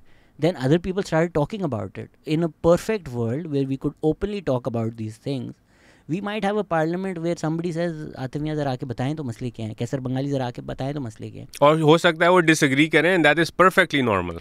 But you can't allow that, right. Because अगर कैसर बंगाली ने आके नॉन कॉम्बैट डिफेंस बजट की बात करना शुरू कर दी पार्लियामेंट के अंदर, ये तो मतलब नेशनल सिक्योरिटी रिस्क है ना. पार्लियामेंट से ही मिसिंग हो जाए शायद, नॉर्थ का टूर वहाँ से स्टार्ट हो जाएगा. जो पार्लियामेंट में बैठा हुआ है उसको क्लाइमेट भी समझ में आए, उसको इकोनॉमिक्स, उसको सब कुछ समझ में आए. But you create a system where these people can somehow be the collective consciousness of the country and decide based on the best available information given to them.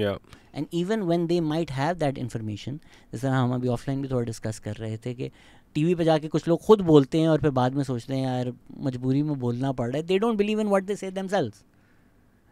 Without addressing the reality, the core reality of the country, these debates get reduced to meaningless banter between parties and personal attacks as opposed to anything constructive. And again, the parallel example in across the border in New Delhi, there's a fellowship there called the LAMP Fellowship. Some of the more interesting colleagues that I worked with over the years are LAMP fellows. What is the LAMP Fellowship? It's basically अगर आप policy में काम करना चाहते हैं as a young emerging researcher or whatever, you can apply to this fellowship. They have funding. They will give you out to a parliamentarian's office or to a committee's office. And your role then is to inform the parliamentarians as part of your job, to do research for them, to inform their questions, कि आपने Q&A session में क्या पूछना है, कौन सी request डालनी है, कौन सी मिनिस्ट्री से डेटा निकालने के लिए लोग आपके पास आते हैं, बिजनेसेस आएंगे, कहेंगे ये टॉपिक पे बहस करें. तो वो पूरा एक स्ट्रक्चर है. उस स्ट्रक्चर से में लोगों के ऑफिसेस होते हैं. उस स्ट्रक्चर से, उस फेलोशिप के स्ट्रक्चर से एक नई जनरेशन को समझ आता है पार्लियामान काम कैसे करती है, और जो पार्लियामेंटेरियंस हैं उनको एक सपोर्ट मिलती है अच्छे लोगों की, जो स्टाफर्स हैं, जो ये काम समझ सकें, करें रिसर्च, उनके सवालों को प्रेप करें. हमारे पास तो इस वक्त वो भी एक एज सच इफेक्टिव मैकेनिज्म पार्लियामान में नहीं है, which is a big problem. Again वो हो नहीं सकता ना, मतलब अगर पार्लियामेंटेरियन देख रहा है मेरा ट्विटर ब्लॉक्ड है और ख़बरें हो रही हैं हमने नहीं किया, आप समबडी लाइक फरिया अजीज़ जिनका काम है इसमें, आप उनको अगर पार्लियामेंट बुलाएं और वो बताएं भाई ये टेक्निकली नहीं हो सकता, जो गवर्नमेंट के कुछ रिप्रेजेंटेटिव्स कह रहे हैं ये टेक्निकली पॉसिबल ही नहीं है, तो वो रियलिटी फिर सामने आ जाती है ना. बट यू कांट, या कोई थोड़ा ज़्यादा शरारती पार्लियामेंटेरियन उस अपॉर्चुनिटी का फ़ायदा उठाते हुए ये सवाल भी डाल दे कि चाइना से कुछ हार्डवेयर इंपोर्ट हुआ है फायरवॉल के लिए और वो इम्प्लीमेंट हो चुका है, तो क्या ये सच है कि नहीं, पीटीए आके बताए. इतना इंटरेस्टिंग होता है कभी कभी क्रैक्स के थ्रू खबरें आ जाती हैं. कुछ साल पहले वो खबर आ गई थी कि हमने इजराइल से एक डिफेंस लिया हुआ है, या कनाडा से सैंड वाइन लिया था, तो फिर वो हश जगह चीज़ हो जाती है. ऐसे लोगों के बहुत सारे सवाल थे. Why did he leave the Atlantic council? Yeah, it was, so it's just a couple of things. I stepped down as director in early January because of my full-time job at the Asia Group. It just was unmanageable to do both and do justice to both roles. I was there as a non-resident fellow. And since October 7th, I had fundamental differences of views in how the council was covering Ukraine versus Gaza.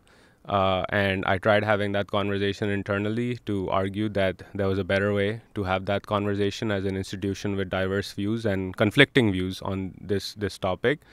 But I just felt that that wasn't going anywhere, and I just didn't want to be part of an organization that was operating like that.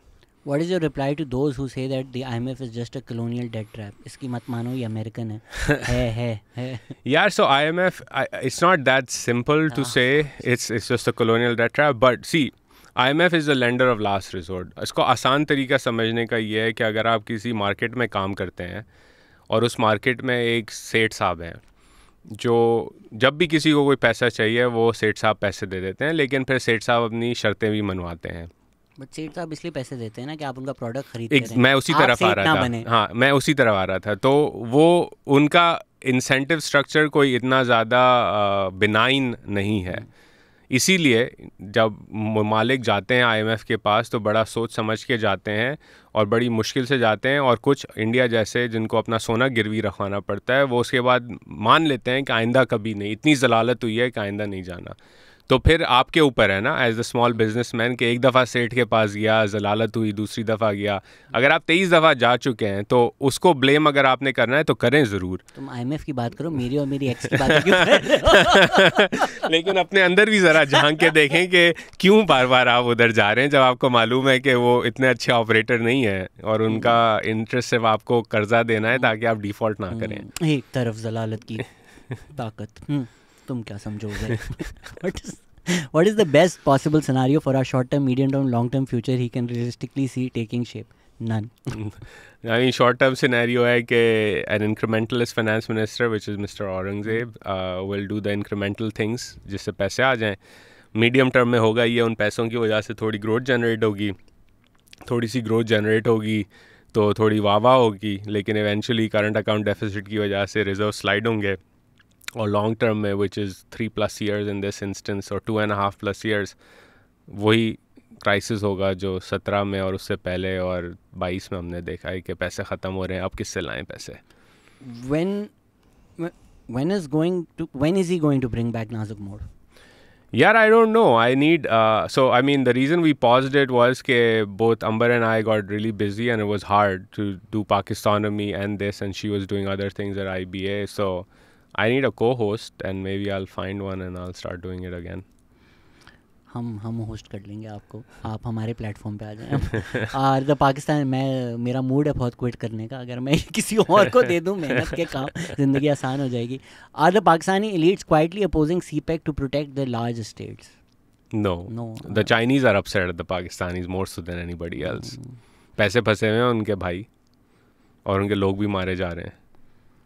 Can Saudi and UAE help in writing off Pakistan debt in return for Pakistan's help in developing nuclear and missile capabilities? आपने अलूड तो किया था खुर्रम हुसैन के साथ भी गुफ्तगू में कि भाई अगर ईरान की मिसाइल्स ऊपर से उड़ रही हैं और सऊदी को सिक्योरिटी चाहिए तो एक ही जगह है जो APA, Brad Shaw and Farooq. Going back to our conversation कि ये चीज़ें खुल के बात नहीं होती. Again, this is something Parliament should be discussing, not you and I. And then we should be informed by Parliament कि माहौल है क्या. But so in the absence of that, we can only speculate and conduct analysis based on our own understanding of the world, right? This is a very good question, a very important question जो पाकिस्तानियों को और mainstream discourse में discuss होना चाहिए in my view. माहौल इस वक्त ये है दुनिया में, हमारे रीजन में, कि एक अलायंस स्ट्रक्चर क्रिएट करने की कोशिश की जा रही है by the West, America in particular, to build a framework, an economic and security architecture in West Asia, forget East Asia and Indo-Pacific, usko side pe rakh दें, in West Asia, that creates a buffer zone or almost like a firewall umbrella around the Arabian Sea and the Persian Gulf area to keep China and Iran's influence in check in coming into the region. अब उस regional architecture में normalization की बात है Israel के साथ, which despite everything the Saudis are on board with fundamentally. UAE is already sticking to its guns. That includes both economic incentives being offered as well as security being offered by the United States. On the econ side, if you want to go deeper into how an example of this, just look up the AI deal that Microsoft agreed to with the Emiratis to say we will not invest in Chinese tech as a result of this investment by American companies. So that's the economic game. I'm just giving one example. And on the security sector game, it's basically a missile defense system, which we saw in action, a very coordinated way of putting that up when Iran sent in its response. Again, in Western media, it's not viewed as a response, so I want to underline, in its response to Israel's attack on Iranian soil, which is this consulate, which is their embassy and consulate. So if you are watching those missiles come over the Middle East, and you are the ruler of Abu Dhabi or Dubai or Saudi Arabia or Qatar, आपकी तो फट गई ना. 300 कुछ projectiles फेंके उन्होंने, बता के फेंके, लेकिन फेंके तो फिर भी, और वो उड़ते हुए गए, और वो अगर गिरते तो बहुत सारा डैमेज होता ऑब्वियसली. और आपने, जॉर्डन ने, इज़राइल ने, अमेरिका ने कंबाइंड तरीके से उसको शूट डाउन किया और बाय एंड लार्ज बड़ा सक्सेसफुल डिस्प्ले किया of anti missile defences, very sophisticated ones. Now in that environment, if you've seen this happen, you want even more security, including an early warning alert system. So what is the best geographic location in the region where early warning and detection can happen, where intelligence gathering can happen? Hint, hint, Pakistan. Hint, hint, read up how the Pakistanis are working in Cito-Cento era, all the way through the rise of and fall of the Soviet Union. This was the game. So that's one area where you are important. Another area where you are important is training of troops, which जो आप already करते हैं, and the strategic defense pact that Pakistan has with Saudi Arabia. So you can agree to say कि हम directly involved नहीं होंगे combat में, जो यमन में for example एक dispute हुआ, but हम हाउस ऑफ सऊद और उस आर्किटेक्चर के अंदर एक डिफेंसिव पॉस्चर ज़रूर अपनाएंगे किंगडम को प्रोटेक्ट करने के लिए. And as part of that defensive posture हो सकता है, अगेन आई एम स्पेकुलेट, हो सकता है कि आप इंटेलिजेंस कैपेबिलिटीज़ भी डिप्लॉय करें अपने मुल्क के अंदर to keep an eye on Iran as part of that agreement. That is a geopolitical conversation that has to happen. Is Pakistan having this conversation with the Saudis? What are the contours? What are the agreements being made?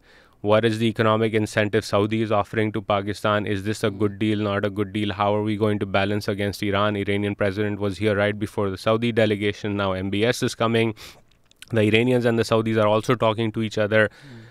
तो इस मुल्क में आवाम से ये खुल के बात करना या एटलीस्ट एक डिस्कोर्स करना ज़रूरी है, वो हो नहीं रहा. But that's where I see this going. तो आप कह रहे हैं शहबाज शरीफ ये मजहबी वजह से उम्रा नहीं कर रहे?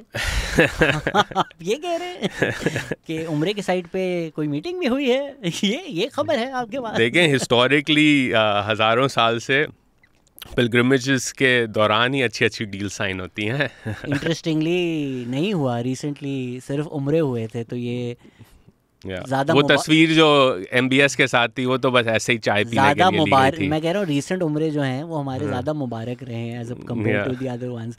Where does he play cricket in DC? I live in Fairfax and I am desperate for a game. यार I used to, so there is an entire league, look up Washington cricket league. पूरी 40 कुछ टीमें हैं and I used to play for this club called Pakistan cricket club. उनका Facebook page भी है. Put up a message on their board and they would be more than happy to contact you. Ticket ले लिया आपने India Pakistan की? नहीं मिले यार, कोशिश की लेकिन नहीं मिले, तो अब घर पे ही बैठ के देखेंगे. Does IMF insist on pruning the country's budget, which normally happens in local currency, which has of no value to IMF, which deals in dollars? Actually, that's a wrong view, that the local currency budget has no impact on the IMF. It does, and it's primarily because fiscal deficit spending has a direct bearing on your external debt and your value of your currency. And this is why the IMF keeps insisting to keep your fiscal deficit in check. जो अब conversation शुरू हो गई है, I think target उन्होंने FBR को दिया है कि you have to raise 1300 Arab extra in new taxes in the next budget. और वो उनकी टीम भी आई हुई है, वो नेगोशिएशन होगी तो उसकी रिपोर्टिंग आ जाएगी. But fiscal deficit is the underlying problem for Pakistan economy specially and including on the dollar side. What India needs to change to get rid of poverty? They need to grow. They need to let businesses thrive and succeed. They need to have more entrepreneurs, but more fundamentally, especially in northern India, they need to put more women in the formal labor force. You can't end poverty or even erode poverty significantly when 70%, 60% of your women don't work or are in informal jobs. Soon low Pakistani policy makers. Will India-Pakistan relations normalize if Modi wins for the third time? Some experts say that Modi would improve relations since he wants to have a legacy before leaving. So my view always has been that Modi is a pragmatic politician and he may very well make another attempt. Pakistanis forget that the first attempt was made by Modi, not by the Pakistanis, to engage. And then what happened was a terror attack, let's be very honest. And then what happened in Pakistan was a nara that was popularized, jo Modi ka yaar hai, gaddar hai. That's what happened, let's be very honest. Now the problem is that Pakistan, my read is that Pakistan wants a face saving on Article 370 because it climbed up on such a high pole, which in my view was a mistake. कि अब वो face saving India आपको देने को तैयार नहीं है because the relative power gap between the two countries has grown even more so in the last 10 years than what it was. क्या आर्टिकल 370 में जुम्मे नमाज के बाद घंटा खड़े हो जाओ? नहीं, लेकिन पाकिस्तान, हाँ, लेकिन पाकिस्तान का व्यू है कि टॉक्स रिज्यूम करने के लिए पहले आपने आर्टिकल 370 को रिवर्स करना है. पब्लिक व्यू है. हाँ, तो अब वो कह रहे हैं कि जो होना भी चाहिए पब्लिक व्यू. अब हमने इंटरनली तो ट्रेड का भी बोला है, टमाटर भी मांगे हैं, तो इट्स नॉट लाइक हमको but the Indian view is again on trade, let me come back to that. But the Indian view is कि हम आपको इस वक्त फेस सेविंग देने को भी तैयार नहीं है, आपने क्लाइम डाउन पहले करना होगा. That's the hard line conversation in new Delhi right now. In de facto politics, has Pakistan not accepted the reality of Article 370? Are we not making similar strides in Gilgit-Baltistan because we've accepted the reality? Correct. But वो narrative face saving का question अटका हुआ है ना. बोल भी नहीं सकता कुछ. क्योंकि वो they want to embarrass you. This is where they are, right? Relative power has grown and they want to embarrass Pakistan. It's the reality. Trade पे जो मसला है, my view on trade is that it's actually not an Indian problem. Pakistan was the one that stopped trade.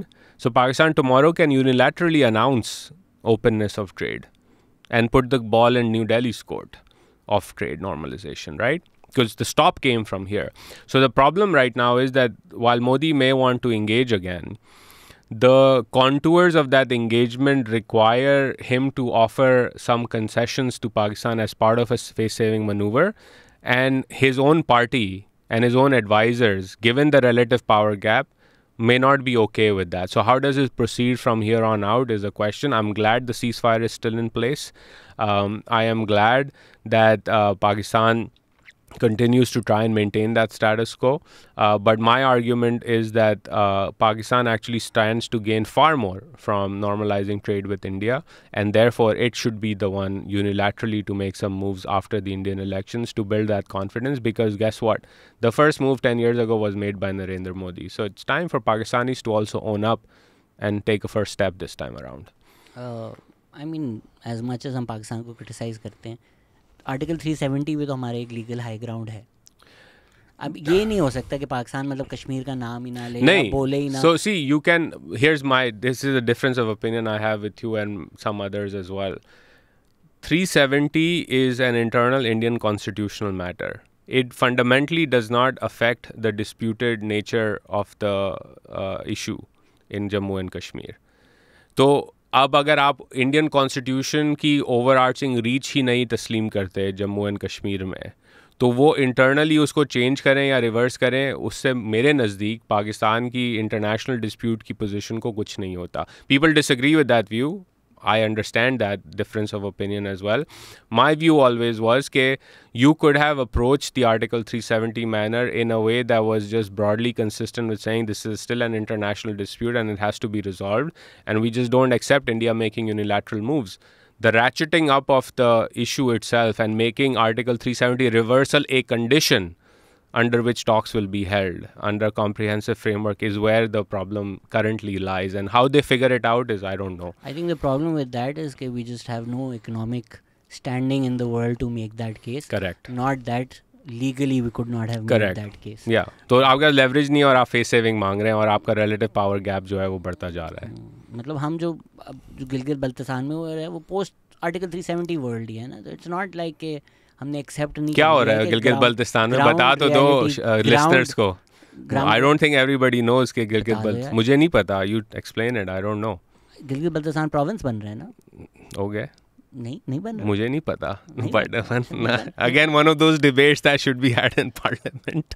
देखें, जिस area में शिया Sunni conflict शुरू हो जाए समझो पाकिस्तान पहुंच चुका है.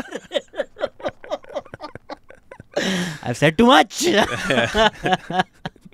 हम भी जो है वो टेलीविजन स्टाइल जो है इंक्वायरी कमेटी बिठा दें तो बात हो जाएगी, वो वाली गुफ्तगू कर रहे हैं. ये मुझे काफ़ी लोग क्रिटिसाइज़ करते हैं, आप अवाम जो इतनी एक्सट्रीमिस्ट है, आप क्यों अवाम के साथ होते हैं. आप ज़रा रियलिटी तो देखें ना. मतलब पीसफुली गिलगित बल्तिस्तान चल रहा है, all of a sudden Shia Sunni conflict होता है, all of a sudden area चाहिए होता है उस कॉन्फ्लिक्ट को मैनेज करने के लिए, all of a sudden real estate स्कीमें शुरू हो जाती हैं. तो समझ जाएं कि ये अवाम जाहिल है या ये फसादात किए जा रहे हैं किसी पर्पस के लिए. What goes into the day to day job life of an economic analyst. Do you look at charts and excel sheets all day. ये सुहेल वड़ाइच जब उसमें के साथ होंगे. बट हाँ, क्या आपका वर्किंग प्रोसेस है? यार working process is I mean, if you were to look at my average day, I wake up around 5 in the morning. I read the news. I check what's up in India and Pakistan in particular.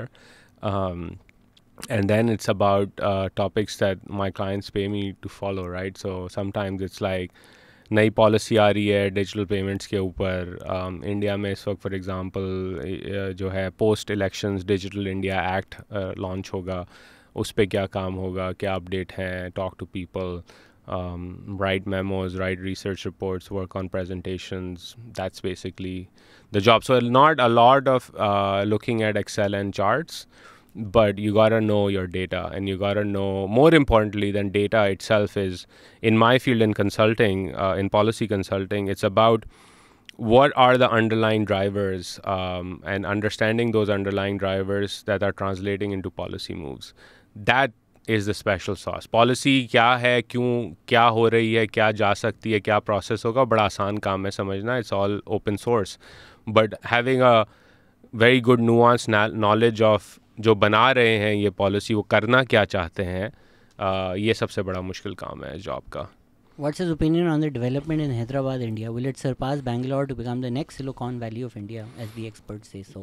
यार चल तो रही है, उसकी core industry भी जो है, all the big companies are there, all the good talent is really good talent is there, and Hyderabad historically has been a very rich part of the Indian subcontinent. I don't think many people know, but up until very recent, the formation of the House of Saud and up until the discovery of oil in Saudi Arabia, Hyderabad and the rulers of Hyderabad, Dakkan, used to send a pension to Makkah and Medina for the upkeep of the holy mosque. That's how rich it was. So I think they have all the ingredients there to build something even better than what they have right now. Are reduction in car prices an indicator of economic improvement? No. No. Or is it just price adjustment due to declining demand? It's decline in demand. It's they're operating at about 30 to 40% capacity. So the thinking if I were to guess is that आप थोड़ी production बढ़ाएं ताकि जो fixed cost है वो at least थोड़ा बहुत तो ज़्यादा कवर होना और लोग ज़्यादा गाड़ी खरीदें. Pakistan is a tropical country, but we are hardly seeing any big ticket investment in solar industry. China is the biggest player in solar, but yet not much of an investment from there. Direct नहीं हो रही, over capacity है main grid के अंदर, इसलिए नहीं हो रही. लेकिन पाकिस्तानी घरों में तो सोलर दबा के लग रहा है, जिसकी वजह से अब वो टैक्स की बात भी हो रही है और एक क्राइसिस मोड पॉलिसी भी बन रही है सोलर के ऊपर. क्या बनाते हैं मुझे नहीं पता, but solar is, I think there is about 4 gigawatts of installed solar capacity in Pakistani households right now. I met somebody in Islamabad who was saying that a significant chunk of the former FATA regions are on solar, off-grid solar, because that's the way they get reliable electricity. So I think it's going to continue down that path. अगर बाकी सारे सवालों को मैं जमा कर लूँ, since we're already close to 2 hours, और हमने बहुत वक्त ले लिया आपका. रोड मैप हम कैसे जिंदा रहेंगे? इकोनॉमिक रोड मैप पॉलिसी क्या हो सकता है अगर मैं आपको मोहम्मद औरंग टेक्नोक्रेट, एक और टेक्नोक्रेट जो हमने डिस्कस कर लिए हैं, सितारों से आगे जहां और भी हैं वो करके. आइडियल रोड मैप क्या होना चाहिए हमारा? यार आइडियली आई वुड आर्ग्यू 2 चीज़ें होनी चाहिए. एक fundamentally, like I tell you what, मैं दोस्तों से मजाक भी मैंने ही किया है पिछले 2 महीनों में, कि the fundamental essay or article I would love to write this summer is that Pakistan's government embarks on the most serious set of reforms since independence. I think that's still doable. My view is fiction भी लिखते हो तुम? हाँ, ये fiction है ना इस वक्त, but I'm like काश ये reality हो जाए. Maybe you can, वो क्या कहते हैं उसको, when you imagine something and it happens. कभी एन लिखूं तो तुझे इश्क हो जाए, जो आजकल शायरी चल रही है. हाँ, नहीं, वो इंग्लिश में एक टर्म है इसके लिए, which when you imagine something and you sort of manifesting or something like whatever the new woke term is in Gen Z. बचपन में सोनी पे एक ड्रामा आता तो मैजिक पेंसिल से लिखती थी, तो हो जाता था. तो Gen Z एक टर्म इस्तेमाल करती है. Anyways, तो if I were to sort of look at what they can do, I think the budget is a great opportunity to fundamentally get rid of and give a roadmap for all of the things they want to do in the next 6 months. I think I would start with privatization. I would start with a wholesale reform of the tax code and the tariff code in Pakistan, overhaul the trade policy, overhaul the energy sector en masse, and basically eat all of the shit you're going to get as part of this reform journey today. Because टट्टी तो फिर भी खानी है, to be very crude about it, ठीक है ना. Political capital फिर भी कम होना है आपका ओवर टाइम, तो बेहतर है कि आप अभी कम कर दें और वहाँ से फिर गेन करें थोड़ा बहुत जो हो सकता है रिफॉर्म्स के थ्रू. आप कह रहे हैं 2 girls 1 वर्ल्ड कप खा लो, मतलब जो हमने वर्ल्ड कप की प्राइस पे की है वो टट्टी खाने से की है. वो आप कर लें और फिर आप जो है एक रोड मैप दें कि अगले 4-3 साल में ये फंडामेंटल इकोनॉमिक चीज़ें हम ओवरहॉल करने की वजह से करेंगे. ट्रेड के ऊपर इंडस्ट्रियल पॉलिसी आपकी क्या होगी, एनर्जी सिक्योरिटी पॉलिसी आपकी क्या होगी, और उसके साथ साथ आपका टैक्स कोड का रिफॉर्म क्या होगा. I think if you put those 3 pieces of the puzzle together, the rest of it conveniently, I can guarantee you, in my own naive view, will begin to fall into place from a economic confidence point of view. धचका बहुत लगेगा. एक example मैं धचके का दे देता हूँ.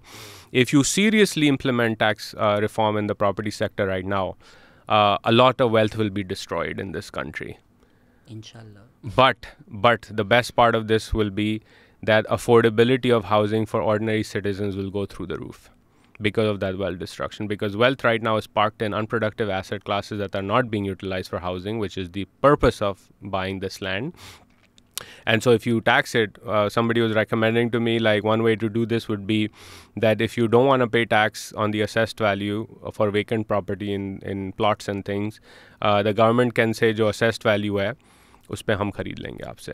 The state can buy it out and you know, do the fire sale itself and say कि हम इस पे बनाएंगे, फिर we'll create low income housing on this. So there are ways to go about doing this. There has to be again discussed, but that's the problem कि जो you know, fundamental rapid reform की वजह से जो धचका लगेगा अमीरों को इस मुल्क में, गरीब को नहीं लगेगा. कहानी ये बताई जाएगी कि गरीब को धचका लगेगा. असल में धचका अमीरों को लगेगा. 17.5 अरब डॉलर साल के जो मरात में लेते हैं उनको लगेगा. तो वो धचका लगने के बाद एक नई इकॉनमी आप पैदा कर सकते हैं, और उस नई इकॉनमी में मैं गारंटी कर सकता हूँ कि बाहर के लोग भी इन्वेस्ट करना चाहेंगे. आखिरी चीज़ जो इस रोड मैप की कोर है, क्रिटिकल है इकोनॉमिक लिहाज से, वो जुडिशल रिफॉर्म है और लीगल रिफॉर्म है इस मुल्क में. No country can grow and prosper and industrialise और बिकम डेवलप्ड और move towards becoming developed where the taxes, the judicial system is so bad that there is no protection of property, no protection of intellectual property, no protection and enforcement of contracts. These are basic things. Protection of life नहीं है यार आप तो. हाँ, life, property and contracts is what Ali Hasnain always tells, right? तो वो judiciary से linked है, और judiciary ने भी reform करना ज़रूरी है. उसके बगैर you'll always struggle to make the economy move forward. तो ना ही समझें. रोड मैप मांगा था, ये नहीं मांगा. The keyword was an implementable road map. So let's come to a point. मैं अनाउंस करता हूँ ज़ाहिर यूनुस आ रहे हैं, लोग बोलते हैं here we go again depression. फिर हम we end on a better note. Hope, कोई hope. Yeah, the only hope, so because I don't often go to Lahore, the only hope I have this time around ke ordinary Lahori, and somebody corrected me when I said this to them in Lahore, they said it's the ordinary Punjabi across the board, has woken up to a new reality, a different reality. And I hope that sticks. That's the only hope I have. That now there is a shared appreciation in the Punjab among ordinary citizens in the Punjab, that there is some truth to what people in Karachi and Sindh and Balochistan and Khyber Pakhtunkhwa used to say. And that may make them a bit more, generate a bit more empathy in the core of Pakistan's political economy about what ails the country. And I think that's a good thing. That's the most hopeful thing I've seen this time around. चले मैं नहीं आपकी silver lining खराब कर दे अगर कर दिया तो. बिहेवियर चेंज तुम्हें कोई नहीं नज़र आया? मतलब अगर हम कहते हैं कि भाई ये जो पीटीआई की कोर कॉन्स्टिट्यूंसी थी वो एलीट थी, वो डीएचएस थे, किसी ने मिलिट्री के साथ काम करना छोड़ा, कोई मिलिट्री बिजनेसेस पे इफेक्ट आया? अभी मैं प्रॉफिट देख रहा था माशाल्लाह. तो नहीं, so see, that's why I said ordinary citizens. To me, the elite drawing room conversation, I don't really see that as a change. I think that's just basically disingenuous. What Mia Saab did as well. Vote को इज्जत दो, लेकिन जब deal की बात आई तो फिर change हो गया, सब कुछ अबैंडन कर दिया. वही वाटर टेस्ट होगा ना कल को, अगर इमरान खान की डील हो जाती है मिलिट्री के साथ, is the current PTI supporter going to stand against This Imran is why Khan? I did not say PTI supporters. So I said across ordinary citizens in the Punjab. मियाँ साहब ने ये शुरू किया था काम, इन रीसेंट मेमोरी मैं कह रहा हूँ, वोट को इज्जत दो का नारा. वो कंस्टिट्यूंसी एक्सपैंड हुई है इमरान खान की वजह से. अब उसमें ऑब्वियसली एक चंक पीटीआई सपोर्टर है, एक चंक पीएमएलएन है, जो no matter what the leadership will do, right, and stand by them. एक chunk, again, there's no data for me to say, but what I picked up on was that एक chunk है जो aligned तो होगा दोनों parties पे, but उसका fundamental operating model जो है, या model of understanding Pakistani politics जो है, वो एक ऐसा evolve हुआ है कि अब वो करीब आ गया है एक तरह से सिंध, कराची, बलूचिस्तान और खैबर पख्तूनख्वा के व्यू पे. That's hope for me. I don't know where that goes. I don't know whether this will translate into anything or not. But to see that and talk to people and experience that in conversations with ordinary people that I met in over 2 days, not a huge sample in any case. So again, I'll be very cautious in, saying कि ये कोई ज़बरदस्त किस्म का सर्वे मैंने नहीं किया है. But to pick up on that, there's something there, and I think we need to pay attention to this evolution. चल, let's see how that translates. Yeah. मैं तो 5 साल से मैं अगर अपना छोटा सैम्पल साइज देखूं तो आई थिंक 5 साल पहले जो लोग मुझे गालियाँ और मूल दुश्मन बोलते थे, अब बोलते सही बातें करता था यार. तो आई गेस थोड़ी कहीं ना कहीं तो सोच बदल रही है इन terms of this Pakistan studies generation जो है, उनकी थोड़ी आंखें खुल रही हैं. What that means for the country and what that means for the future of politics, God knows. But हाँ, थोड़ा अकल समझ तो आ रही है लोगों में. Thank you sir, thank you लोगों में अकल समझ डाली और आज आप यहाँ पर आए हमारे पास. इंशाल्लाह आपसे जल्द हम आपके हम मुलाकात करेंगे इंशाल्लाह. बहुत जल्द. Thank you so much for your time and thank you for listening. Take care, bye bye.